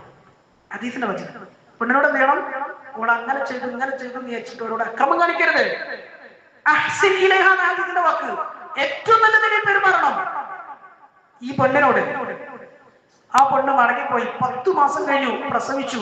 ഈ കുഞ്ഞിനെ കൊണ്ട് നബി സല്ലല്ലാഹു അലൈഹി വസല്ലമയുടെ മുമ്പിൽ വരിക. റിവായത്തിൽ കാണാം, നബിതങ്ങളോട് പറയാം, നബിയെ നിങ്ങൾ പറഞ്ഞ മാതിരി 10 മാസം ഞാൻ കാത്തിരുന്നു, പ്രസവിച്ചു, ഇതാ ഇതെന്റെ കുഞ്ഞാണ്, ഞാൻ എന്റെ ശരീരത്തെ സമർപ്പിക്കാൻ വന്നതാണ് നബിയെ. നമ്മൾ നാലിച്ച് 1-2 ദിവസം കഴിഞ്ഞിട്ട് സങ്കടത്തോടു കൂടി വന്നു. പക്ഷെ നബിതങ്ങള് പിന്നെ പറയുന്ന കാലയളവിന്റെ ഡിസ്റ്റൻസിന്റെ ദൈർഘ്യം 10 മാസം. സ്വാഭാവികമായിട്ടും മനുഷ്യരൊക്കെ മറക്കും, ചെയ്തതിന്റെ ഗൗരവമൊക്കെ പോകും. അതല്ലേ, നമുക്ക് ഒരാഴ്ച ഉണ്ടാവും ഏറിയാൽ, അത്ര വലിയ ഭാഗമാണ്. ആ ഒരാഴ്ച കഴിഞ്ഞാൽ പിന്നെ നമ്മളെ മാതിരി വലിയ പിന്നെ ഒരു പുണ്യാളം വേറെ ഉണ്ടാവില്ല. അമ്മാതിരി നടത്തുന്ന ഒരു മറ്റൊക്കെ നമുക്കുണ്ടാകും. ഈ പെണ്ണ് 10 മാസം കഴിഞ്ഞിട്ട് വീണ്ടും വരെ കരഞ്ഞുകൊണ്ട് നബി സല്ലല്ലാഹു അലൈഹി വസല്ലമയുടെ മുമ്പിൽ ആവശ്യം പറയാം. നബി തങ്ങൾ പറഞ്ഞു, ആയിട്ടില്ല, ആയിട്ടില്ല, നിന്റെ കുഞ്ഞിന് നിന്റെ ശരീരത്തിൽ നിന്ന് കിട്ടേണ്ട ന്യായമായ അവകാശമുണ്ട്, പാല് കൊടുക്കണ്ടേ, അതുകൊണ്ട് പാലുകുടിയുടെ പ്രായം കഴിഞ്ഞിട്ട് വന്നാൽ മതി. വീണ്ടും നബി തങ്ങൾ സല്ലല്ലാഹു അലൈഹി വസല്ലം മടക്കി വെച്ചു. പാലുകുടിയുടെ പ്രായത്തിൽ ഇസ്ലാമിന്റെ കണക്കിൽ ഏറ്റവും കുറഞ്ഞത് 2 കൊല്ലം. 2 കൊല്ലം. അപ്പൊ നിങ്ങൾ ആലോചിച്ച് നോക്കിയേ, 10 മാസം ഇവിടെ കഴിഞ്ഞു, പിന്നെ അടുത്ത കാലയളവിൽ നിങ്ങൾ വീണ്ടും ദീർഘിപ്പിക്കാൻ എത്ര? 2 കൊല്ലം. നിങ്ങളൊന്ന് ആലോചിച്ച് നോക്കി, എത്ര ദൈർഘ്യമുണ്ട്. ഹദീസിന്റെ വചനങ്ങളിൽ കാണാൻ 2 കൊല്ലം കഴിഞ്ഞപ്പോൾ ഈ കുഞ്ഞിനെയും ചുമലിലേറ്റി ഈ പെണ്ണ് വരുമ്പോ ഈ കുഞ്ഞിന്റെ ചുണ്ടിൽ ഒരു റൊട്ടിയുടെ കഷ്ണം വെച്ചു കൊടുത്തിട്ടാണ് പെണ്ണ് വരുന്നത്. എന്താണ് റൊട്ടിയുടെ കഷ്ണം വെച്ചെടുത്തെന്ന് അറിയോ? റസൂലുള്ളാഹി സ്വല്ലല്ലാഹു അലൈഹി വസല്ലം തങ്ങളുടെ സദസ്സിലേക്ക് എത്തുമ്പോ ആയിട്ടില്ലെന്ന് നബി തങ്ങൾ ഇനിയും പറഞ്ഞാലോ എന്ന് കരുതിയിട്ട് എന്റെ കുഞ്ഞു ഒറ്റക്ക് ഭക്ഷണം കഴിക്കാൻ ആയിട്ടുണ്ടെന്ന് റസൂൽ മനസ്സിലാക്കട്ടെ എന്ന് ചിന്തിച്ചിട്ടാണ് ഈ കുഞ്ഞിന്റെ വായിൽ തിരികെ കൊടുത്തത്. റസൂലുള്ളാഹി സ്വല്ലല്ലാഹു അലൈഹി വസല്ലം തങ്ങളുടെ മുമ്പിൽ വന്നിട്ട് നബി തങ്ങളോട് പറയാം, നബിയെ ഇനിയെങ്കിലും എന്റെ മേൽ ശിക്ഷ നടപ്പിലാക്കണം. മായിസ റളിയല്ലാഹു അൻഹുവിന്റെ സംഭവം അപ്പുറത്ത് കിടക്കാം. പക്ഷെ മായിസ റളിയല്ലാഹു അൻഹുവിന്റെ കാര്യത്തിൽ 5-ാമത്തെ ദിവസം ഇപ്പം ചെയ്തിട്ടുണ്ട്, ശിക്ഷ നടപ്പിലായിട്ടുണ്ട്. പക്ഷെ ഈ പെണ്ണിന്റെ കാര്യത്തില് ഏകദേശം 3 കൊല്ലമായി. ഏകദേശം 3 കൊല്ലം. നിങ്ങൾ ആലോചിച്ച് നോക്കിയേ, ഇനിയിപ്പോ എന്തായാലും നിങ്ങളുടെ മുമ്പിലേക്ക് പോകണ്ട, ഏതായാലും ഇങ്ങനെ പോകട്ടെ എന്നൊക്കെ ഒരു മനസ്സ് സ്വാഭാവികമായിട്ടും പറയും. നബിതങ്ങളാണെങ്കിൽ അതിന്റെ പിന്നാലൊന്നും പോകൂല. അങ്ങനെ പോകേണ്ട ആളല്ലേ. നബിതങ്ങൾ പരമാവധി ഒഴിവാക്കാൻ ശ്രമിച്ചിട്ടുണ്ടെന്ന് നമ്മൾ നേരത്തെ പറഞ്ഞല്ലോ. പക്ഷെ ഈ പെണ്ണ് വന്നു. അപ്പൊ ആണുങ്ങൾക്കും മാതൃകയുണ്ട്, പെണ്ണുങ്ങൾക്കും മാതൃകയുണ്ട്. സഹാബാക്കളിൽ നബി സല്ലല്ലാഹു അലൈഹി വസല്ലമയുടെ മുമ്പിൽ വന്നിട്ട് പിന്നെയും ആവശ്യം പറഞ്ഞ നബി പറഞ്ഞു സഹാബാക്കളോട്, എങ്കിൽ ആ പെണ്ണിന്റെ മേൽ ശിക്ഷ നടപ്പിലാക്കണം, എറിഞ്ഞു കൊല്ലണം. അങ്ങനെ തന്നെ ഈ പെണ്ണിന് വേണ്ടിയിട്ട് ഒരു കുഴി തയ്യാറാക്കി, ഓടിപ്പോകാതിരിക്കാൻ വേണ്ടിയിട്ട്. മാത്രമല്ല, ഈ പെണ്ണിനെ അവളുടെ വസ്ത്രത്തോടൊപ്പം വരിഞ്ഞു കെട്ടി കയറുകൊണ്ട്, എന്തിന്? കൊള്ളുമ്പോ പെടഞ്ഞു വീഴുന്ന സമയത്ത് അവളുടെ ഔറത്ത് പുറത്തു വരാതിരിക്കാൻ. കാരണം ആണുങ്ങളായ സഹാബാക്കളെ നിന്ന് എറിയുന്നത് കുഴിയിൽ ഇരുത്തി. ആ കുഴിയിലിട്ടിട്ട് സഹാബാക്കളോട് കല്ലെറിയാൻ നബി സല്ലല്ലാഹു അലൈഹി വസല്ലം കൽപ്പിച്ചു. ഹദീസിന്റെ റിവായത്തിൽ വീണ്ടും ഇത് നേരത്തെ പറഞ്ഞ മാതിരി പല രീതിയിലും കാണാം. ആ പെണ്ണ് അവിടെ മരിച്ചു, ഏറുകൊണ്ടിട്ടാ മരിച്ചത്. അതിനുശേഷം മയ്യത്ത് പുറത്തെടുത്തു. റസൂലുള്ളാഹി സ്വല്ലല്ലാഹു അലൈഹി വസല്ലം തങ്ങൾ ആ മയ്യത്തിനെ കഫനിൽ പൊതിഞ്ഞിട്ട് നിസ്കരിക്കാൻ വേണ്ടി ഇമാമത്ത് നിൽക്കാൻ മുന്നിലേക്ക് വന്നു. വ്യഭിചാരിണിയായി ശിക്ഷ നടപ്പിലാക്കപ്പെട്ട് മരിച്ചുപോയ പെണ്ണാണ്. ആ പെണ്ണിന് വേണ്ടിയിട്ട് കഫ പൊതിഞ്ഞിട്ട് എല്ലാവരും നിസ്കരിക്കാൻ വേണ്ടി നിൽക്കുമ്പോ ഇമാമായി റസൂലുള്ളാഹി സ്വല്ലല്ലാഹു അലൈഹി വസല്ലം തങ്ങൾ മുന്നിലേക്ക് വരുമ്പോ ഉമർ ഇബ്നുൽ ഖത്താബ് റളിയല്ലാഹു അൻഹു ധീരമായ ഉറച്ച ശബ്ദം പിന്നിൽ നിന്ന്, നബിയെ എവിടേക്കാണ് പോണത്? എവിടേക്കാണ് പോണത്? അതുസല്ലി അലൈഹാ ഫഖദ് സനദ്, സിന ചെയ്ത് അതിന്റെ പേരിൽ ശിക്ഷ നടപ്പിലാക്കപ്പെട്ട് മരിച്ചുപോയ ഈ പെണ്ണിന്റെ മേൽ നിങ്ങൾ നിസ്കരിക്കേ? അതും ഇമാമായിട്ട് പാടില്ല, അതും പറ്റൂല എന്നാണ്. ആര്? ഉമർ. ഉമർ പിന്നെ അങ്ങനെ കണ്ടാ പെട്ടെന്ന് എന്ത് ചെയ്യും? റിയാക്ട് ചെയ്യും, ചോദിക്കും. ഉമർ റളിയല്ലാഹു അൻഹു ചോദിച്ചു. റസൂലുള്ളാഹി സ്വല്ലല്ലാഹു അലൈഹി വസല്ലം തങ്ങൾ സഹാബാക്കൾക്ക് നേരെ തിരിഞ്ഞു. നബി സല്ലല്ലാഹു അലൈഹി വസല്ലം തങ്ങൾ സഹാബാക്കൾ കേൾക്കെ എല്ലാവരോടും പറഞ്ഞൊരു വാക്ക് കാണാം, ലഖദ് താബത് തൗബതൻ ലൗ ഖുസിമത് ബൈന 70 മിൻ അഹ്ലിൽ മദീനത്തി ലവസിഅതുഹും. സഹാബാക്കളെ, ഉമറേ, ഈ പെണ്ണിന്റെ മേൽ നിസ്കരിക്കണ്ടെന്നാണോ നിങ്ങൾ എന്നോട് പറയുന്നത്? ഈ പെണ്ണിനെ ഇമാമായി ഞാൻ നിൽക്കണ്ടെന്നാണോ നിങ്ങൾ പറയുന്നത്? എങ്കിൽ ഞാൻ ഈ പെണ്ണിന്റെ മഹത്വം എന്താണെന്ന് നിങ്ങൾക്ക് പറഞ്ഞു തരട്ടെ, പവർ എന്താണെന്ന് പറഞ്ഞു തരട്ടെ. ലഖദ് താബത് തൗബതൻ, ഉടമസ്ഥനായ അല്ലാഹുവിലേക്ക് നിഷ്കളങ്കമായി ആത്മാർത്ഥമായി പശ്ചാത്തപിച്ച് കരഞ്ഞു മടങ്ങിയ പെണ്ണാണിവൾ. ഇവള് ചെയ്ത ഒരൊറ്റ തൗബ ഇതാ ഈ മദീന നിവാസികളായ 70 വൻപാപികളെ നിങ്ങൾ വിളിച്ചുകൊണ്ടുവരും. ഈ ഈ 70 ആളുകളെ നിരത്തി നിർത്തിയിട്ട് ഈ പെണ്ണ് ചെയ്ത ഒരൊറ്റ തൗബ എല്ലാവർക്കുമായി വീതിച്ചു കൊടുത്താൽ എല്ലാവർക്കും അത് വിശാലമാകും, എല്ലാവരെയും സ്വർഗത്തിലേക്ക് എത്താൻ അത് മതിയാകും. ഈ പെണ്ണിന്റെ മേലാണോ നിസ്കരിക്കണ്ട എന്ന് നിങ്ങൾ പറയുന്നത്? റസൂലുള്ളാഹി സ്വല്ലല്ലാഹു അലൈഹി വസല്ലം തങ്ങൾ ചോദിക്കും. ഇങ്ങനെ പറഞ്ഞത് 70 വൻപാപികൾക്ക് വീതിച്ചു കൊടുത്താൽ ആ വൻപാപികളൊക്കെ സ്വർഗത്തിലേക്ക് എത്താൻ മാത്രം പവർ ഉണ്ട് ഈ പെണ്ണിന്റെ തൗബ.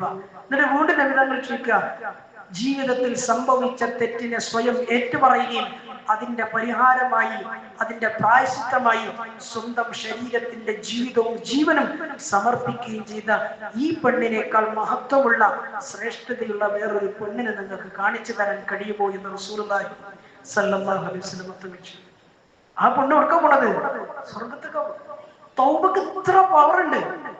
നാടും സമൂഹവും നാട്ടുകാരൊക്കെ ഏറ്റവും വലിയ തിന്മയായി കണക്കാക്കുന്ന തിന്മ ചെയ്തിട്ട് സമൂഹത്തിന്റെ മുമ്പിൽ ഏറ്റവും വലിയ തമ്മാടിയോ അല്ലെങ്കിൽ തമ്മാടിപ്പെണ്ണൊക്കെ ആയിട്ട് ചിത്രീകരിക്കപ്പെടേണ്ട അവസ്ഥയിൽ ആ ഒരു സാഹചര്യത്തിൽ നിന്ന് ഒരാണിനെയും പെണ്ണിനെയും സംബന്ധിച്ച് റസൂലുള്ളാഹി സ്വല്ലല്ലാഹു അലൈഹി വസല്ലം തങ്ങൾ പറയുന്ന വാക്ക് രണ്ടുപേരും സ്വർഗത്തിലാണ്.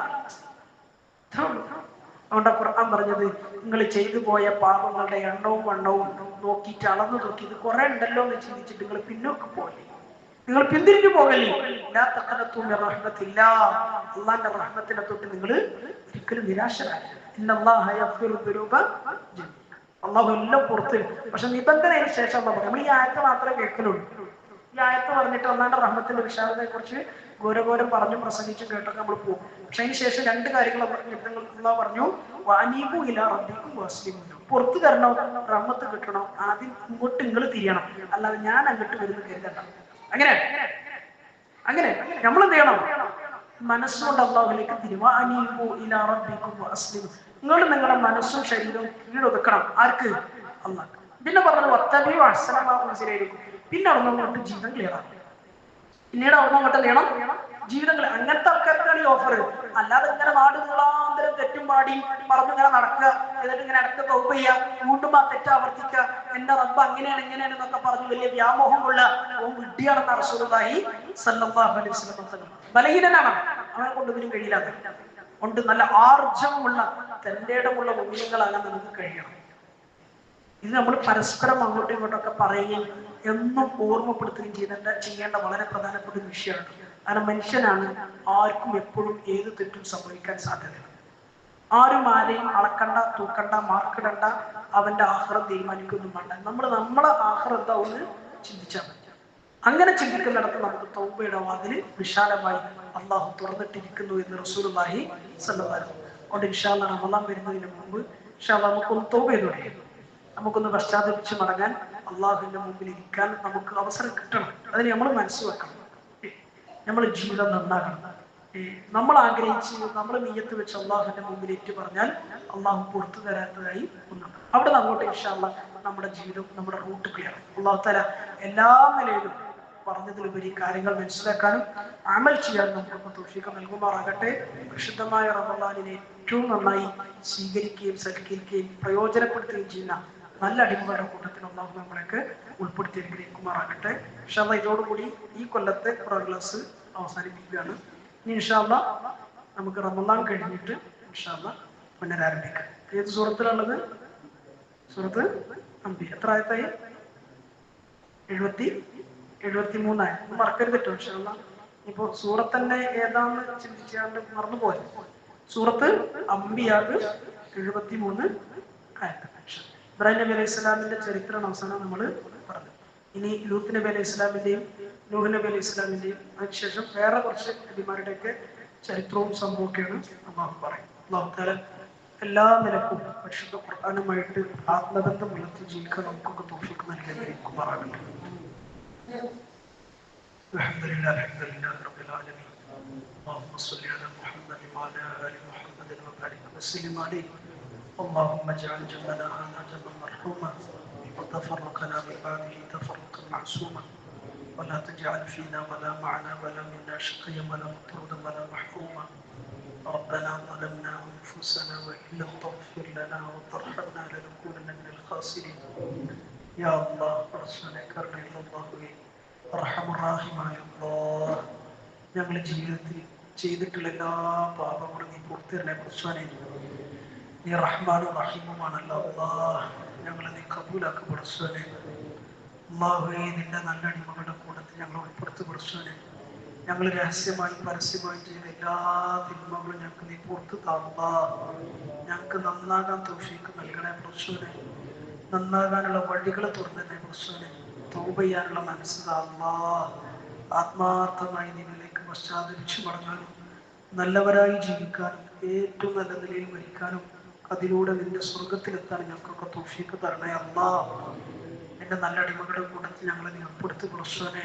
ഞങ്ങളെ നീ കബൂലാക്ക് അല്ലാഹ്. നിന്റെ കൽപ്പനകൾ അനുസരിച്ച് ജീവിക്കുന്നത് ഞങ്ങൾക്ക് വളരെ എളുപ്പമാക്കി തരണേ പടച്ചോനെ. തിന്മകൾ ഞങ്ങളുടെ മനസ്സുകൾക്ക് ഭാരമാക്കി തരണേ പടച്ചോനെ. അതിൽ നിന്ന് ഞങ്ങൾക്ക് വിട്ടു നിൽക്കാൻ തൗഫീക്ക് നൽകണേ അല്ലാഹ്. അല്ലാഹുവേ, പിശാചിന്റെ വഴിയിലേക്ക് ഞങ്ങളെ നീ വിട്ടുകൊടുക്കല്ലേ പടച്ചോനെ. അല്ലാഹു, ഞങ്ങളുടെ ബലഹീനതകളൊക്കെ മാറ്റിത്തരണേ അല്ലാഹ്. നല്ല ഈമാനിന്റെ കൂവത്ത് തരണേ പടച്ചോനെ. ഞങ്ങളുടെ മാതാപിതാക്കളെ നീ കബൂലാക്കല്ല. അവർക്ക് പുറത്തു കൊടുക്കണേ പടച്ചോനെ. അവരിൽ നിന്ന് മരണപ്പെട്ടു പോയവർക്ക് പൂർണ്ണമായും മഗ്ഫിറത്തും മർഹമത്തും നൽകണേ അല്ലാഹ്. അല്ലാഹുവേ, ഞങ്ങളുടെ ഭാര്യമാരെ ഞങ്ങളുടെ മക്കളെയൊക്കെ നീ കബൂലാക്കണേ പടച്ചോനെ. ഏറ്റവും നല്ല ദീനുള്ള സംതൃപ്തമായ കുടുംബജീവിതം ഞങ്ങൾക്ക് തരണേ അല്ലാഹ്. ഞങ്ങളെയും ഞങ്ങളുടെ ഭാര്യമാരെയും ഞങ്ങളുടെ മക്കളെയൊക്കെ നീ സ്വാലിഹീങ്ങളിൽ ഉൾപ്പെടുത്തി പടച്ചോനെ. എല്ലാവിധ വലാലത്തുകളിൽ നിന്നും ഷിർക്ക് കുഫറുകളിൽ നിന്നും എല്ലാവിധ അസ്വസ്ഥതകളിൽ നിന്നും ഞങ്ങളുടെ കുടുംബത്തെയൊക്കെ നീ കാത്തുരക്ഷിക്കണേ പടച്ചോനെ. ഹിദായത്ത് താ അല്ലാഹ്. ഹിദായത്ത് താ പടച്ചോനെ. ഞങ്ങളെ മക്കളെ കൊണ്ട് ഞങ്ങൾക്ക് കൺകുളിർമ നൽകണേ അല്ലാഹ്. അല്ലാഹുവേ, ഞങ്ങളുടെ സഹോദരി സഹോദരന്മാരെ, ഞങ്ങളുടെ കുടുംബക്കാരെ, ബന്ധക്കാരെ, അയൽവാസികളെ, നാട്ടുകാരെ, കൂട്ടുകാരെ, ഞങ്ങളുടെ ഉസ്താദന്മാരെ, ഞങ്ങളുടെ മുത്തഅല്ലിമീങ്ങളെ, ഞങ്ങളോട് ദുആ കൊണ്ട് വസിയത്ത് ചെയ്തവരെ എല്ലാവരെയും നീ കബൂലാക്കണേ അല്ലാഹ്. എല്ലാവരെയും നീ സഹായിക്കും പടച്ചോനെ. എല്ലാവർക്കും നീ എല്ലാ ഖൈറുകളും തുറന്നു തരണേ പടച്ചോനെ. എല്ലാവരെയും എല്ലാ ഷറുകളും തൊട്ട് നീ കാത്തുരക്ഷിക്കണേ പടച്ചോനെ. ഞങ്ങളുടെ കൂട്ടത്തിൽ ഒരുപാട് രോഗികളുണ്ടല്ലോ പടച്ചോനെ. പൂർണ്ണ ശിഫ നൽകണേ അല്ലാഹ്. അല്ലാഹുവേ, ദുആ കൊണ്ട് വസിയത്ത് ചെയ്ത ഒരുപാട് രോഗികളുണ്ട് പടച്ചോനെ. അല്ലാഹുവേ, ശരീരത്തിനും മനസ്സിനും സുഖം നൽകണേ അല്ലാഹ്. ആജിലായ കാബിലായ ശിഫ നൽകണേ അല്ലാഹ്. പൂർണ്ണമായ ആഫിയത്ത് നൽകി പടച്ചോനെ. ഞങ്ങളിൽ നിന്ന് മരണപ്പെട്ടു പോയവർക്ക് പൂർണ്ണമായ മഗ്ഫിറത്തും റഹ്മത്തും നൽകണേ അല്ലാഹ്. ഞങ്ങൾക്ക് വേണ്ടപ്പെട്ട പലരും ഇന്ന് ഖബറുകളിലാണല്ലോ പടച്ചോനെ. അവരൊക്കെ അവിടെ ഒറ്റക്കാണല്ലോ പടച്ചോനെ. അവർക്ക് നീ തുണയാകണേ അല്ലാഹ്. അവിടെ സമാധാനം കൊടുക്കണേ പടച്ചോനെ. അല്ലാഹുവേ, ഞങ്ങൾക്കും അവിടെയുള്ള ജീവിതത്തിൽ സമാധാനം തരണേ അല്ലാഹ്. അല്ലാഹുവേ, ഞങ്ങളുടെ കൂട്ടത്തിൽ ഒരുപാട് പ്രശ്നങ്ങൾ അനുഭവിക്കുന്നവരുണ്ട്. എല്ലാവരുടെ പ്രശ്നങ്ങളും മാറ്റിക്കൊണ്ട പടച്ചോനെ. കടങ്ങളിൽ കുടുങ്ങിയവരുടെ കടങ്ങളൊക്കെ കൂട്ടിക്കൊടുക്കും പടച്ചോനെ. എല്ലാവർക്കും ഹലാലായ നല്ല ബർക്കത്തുള്ള റിസ്കിന്റെ വഴികൾ നീ തുറന്നു കൊടുക്കും പടച്ചോനെ. വീടുകളില്ലാത്തവർക്ക് വീടുകൾ നൽകണേ അല്ലാഹ്. മക്കളില്ലാത്തവർക്ക് മക്കളെ കൊടുക്കും പടച്ചോനെ. അല്ലാഹുവേ, ഗർഭിണികൾക്ക് സുഖപ്രസവം കൊടുക്കണേ അല്ലാഹ്. അല്ലാഹ്, എല്ലാവരെയും നീ കാത്തുരക്ഷിക്കും പടച്ചോനെ. വിവാഹപ്രായം എത്തിയവർക്ക് അനുയോജ്യരായ നല്ല ഗണങ്ങളെ കൊടുക്കും പടച്ചോനെ. മുസ്ലിം ഉമ്മത്തിനെ നീ കാത്തുരക്ഷിക്കണേ അല്ലാഹ്. രോഗാടിസ്ഥാനത്തിൽ ഉമ്മത്തിനെ നന്നാക്കുകയും ഒന്നാക്കുകയും ചെയ്യണേ അല്ലാഹ്. ഖൈറിലാക്കണേ അല്ലാഹ്. ലോകത്തിന്റെ വിവിധ ഭാഗങ്ങളിൽ കഷ്ടപ്പെടുന്ന പ്രയാസപ്പെടുന്ന ഞങ്ങൾ ഒരുപാട് സഹോദരങ്ങളുണ്ട്. അവർക്കൊക്കെ സമാധാനം കൊടുക്കും പടച്ചോനെ. സന്തോഷം കൊടുക്കുന്ന ഖൈറായ നല്ല ജീവിതം കൊടുക്കും പടച്ചോനെ. അവരുടെ മുഴുവൻ പ്രശ്നങ്ങൾക്കും പരിഹാരം കൊടുക്കണേ അല്ലാഹ്. ഞങ്ങളെ ഒരുപാട് സഹോദരങ്ങൾ ഒരുപാട് വർഷങ്ങളായി ഒരു കാരണവുമില്ലാതെ മുസ്ലിമീങ്ങളായതിന്റെ പേരിൽ മാത്രം ജയിലുകളിൽ കഴിയുന്നുണ്ടല്ലോ പടച്ചോനെ. ഞങ്ങളുടെ നാടുകളിലും അന്യ നാടുകളിലും ഉണ്ടല്ലോ പടച്ചോനെ. അവർക്കൊക്കെ നീ ഖൈറായ നിലയിൽ മോചനം കൊടുക്കും പടച്ചോനെ. അവരുടെ കാര്യങ്ങളിലൊക്കെ നീ അനുകൂലമായ തീരുമാനം എടുക്കണേ അല്ലാഹ്. അല്ലാഹുവേ, ഞങ്ങളെ നീ കബൂലാക്ക് പടച്ചോനെ. ജീവിതം നന്നാക്കണേ അല്ലാഹ്. മരണം അതിലും നന്നാക്കണേ അല്ലാഹ്. ആഖിറത്ത് നീ ഖൈറിലാക്ക് പടച്ചോനെ. ബർസഖിന്റെ ജീവിതം ഏറ്റവും നല്ല റാഹത്തിലാക്ക് പടച്ചോനെ. ആഖിറ നീ സലാമത്തിലാക്കണേ അല്ലാഹ്. ജന്നാത്തുൽ ഫിർദൗസിൽ ഞങ്ങളെ നീ എത്തിക്കും പടച്ചോനെ. നരകത്തിന്റെ എല്ലാ അദാബുകളിൽ നിന്നും ഞങ്ങളെ നീ കാത്തുരക്ഷിക്കണേ പടച്ചോനെ. എന്റെ പ്രിയപ്പെട്ട ഹബീബ് സല്ലല്ലാഹു അലൈഹി വസല്ലമയോടൊപ്പം സ്വർഗത്തിൽ സന്തോഷിച്ചു കഴിയാൻ ഞങ്ങൾക്കും നീ തൗഫീഖ് നൽകണേ അല്ലാഹ്. അല്ലാഹുവേ, ഈ പള്ളിയെ നീ കബൂലാക്ക് പടച്ചോനെ. അല്ലാഹുവേ, ഈ പള്ളിയെ നീ ഉയർത്തണേ അല്ലാഹ്. വളർത്തണേ പടച്ചോനെ. ഇവിടെ വരുന്നവരെ, ഇവിടെ ഖിദ്മത്ത് ചെയ്യുന്നവരെ, ഇതിനെ സഹായിക്കുന്ന, സഹകരിക്കുന്ന, സ്നേഹിക്കുന്ന എല്ലാവരെയും നീ കബൂലാക്കണേ അല്ലാഹ്. നിന്റെ പരിശുദ്ധ ഖുർആനിന്റെ ഈ പേരിൽ ഈ മഹബത്തും ഈ സ്നേഹവും എന്നൊന്നും നിലനിർത്തി തരണേ പടച്ചോനെ. ഇവിടെ കൂടി ഞങ്ങൾ എല്ലാവരെയും സ്വർഗത്തിലും കൂട്ടണേ പ്രസവനെ. അള്ളാഹുവേ, നിന്റെ ഖുർആനിന്റെ മജ്ലിസിന് വേണ്ടി വീട് സൗകര്യം ചെയ്തവരെ പ്രത്യേകം നീ കബൂലാക്കുക. എല്ലാവിധ ഖൈറും ബറക്കത്തും കൊടുക്കുക പ്രസവനെ. ആരെയും നീ പാഴാക്കല്ല പ്രസവനെ. ഈ നാടിനെ കബൂലാക്കുക, നാട്ടുകാരെ കബൂലാക്കുക പ്രസവനെ. എല്ലാ ഖൈറുകളും ഇവിടെ നീ നിലനിർത്തുകയും വളർത്തുകയും ചെയ്യണേ പ്രസവനെ. എല്ലാ ഷറുകളെയും നീ ഇവിടെ നിന്ന് അകറ്റണേ പ്രസവനെ. അള്ളാഹുവേ, പരിശുദ്ധ റമദാനിനെ ഏറ്റവും നല്ല നിലയിൽ വരവേൽക്കാൻ തൗഫീഖ് നൽകണേ അള്ളാഹ്. അനുകൂലമായി സാക്ഷി നിൽക്കുന്ന വിധത്തിൽ റമദാനിനെ പ്രയോജനപ്പെടുത്താൻ ഞങ്ങൾക്ക് നീ തൗഫീഖ് നൽകണേ അള്ളാഹ്. എല്ലാ ഖൈറുകളും നിന്നോട് ചോദിക്കുന്നു പ്രസവനെ. എല്ലാവിധ ഷറുകളെ തൊട്ടും നിന്നോട് കാവൽ തേടുന്നു പ്രസവനെ. ഞങ്ങളുടെ എല്ലാ ദുആകളെയും നിന്റെ മഹ്ബൂബ് ഫദ്ലുകൊണ്ട് കബൂലാക്കുക, കബൂലാക്കുക പ്രസവനെ. ربنا تقبل منا انك انت السميع العليم وتب علينا انك انت التواب الرحيم وصلى الله تعالى وسلم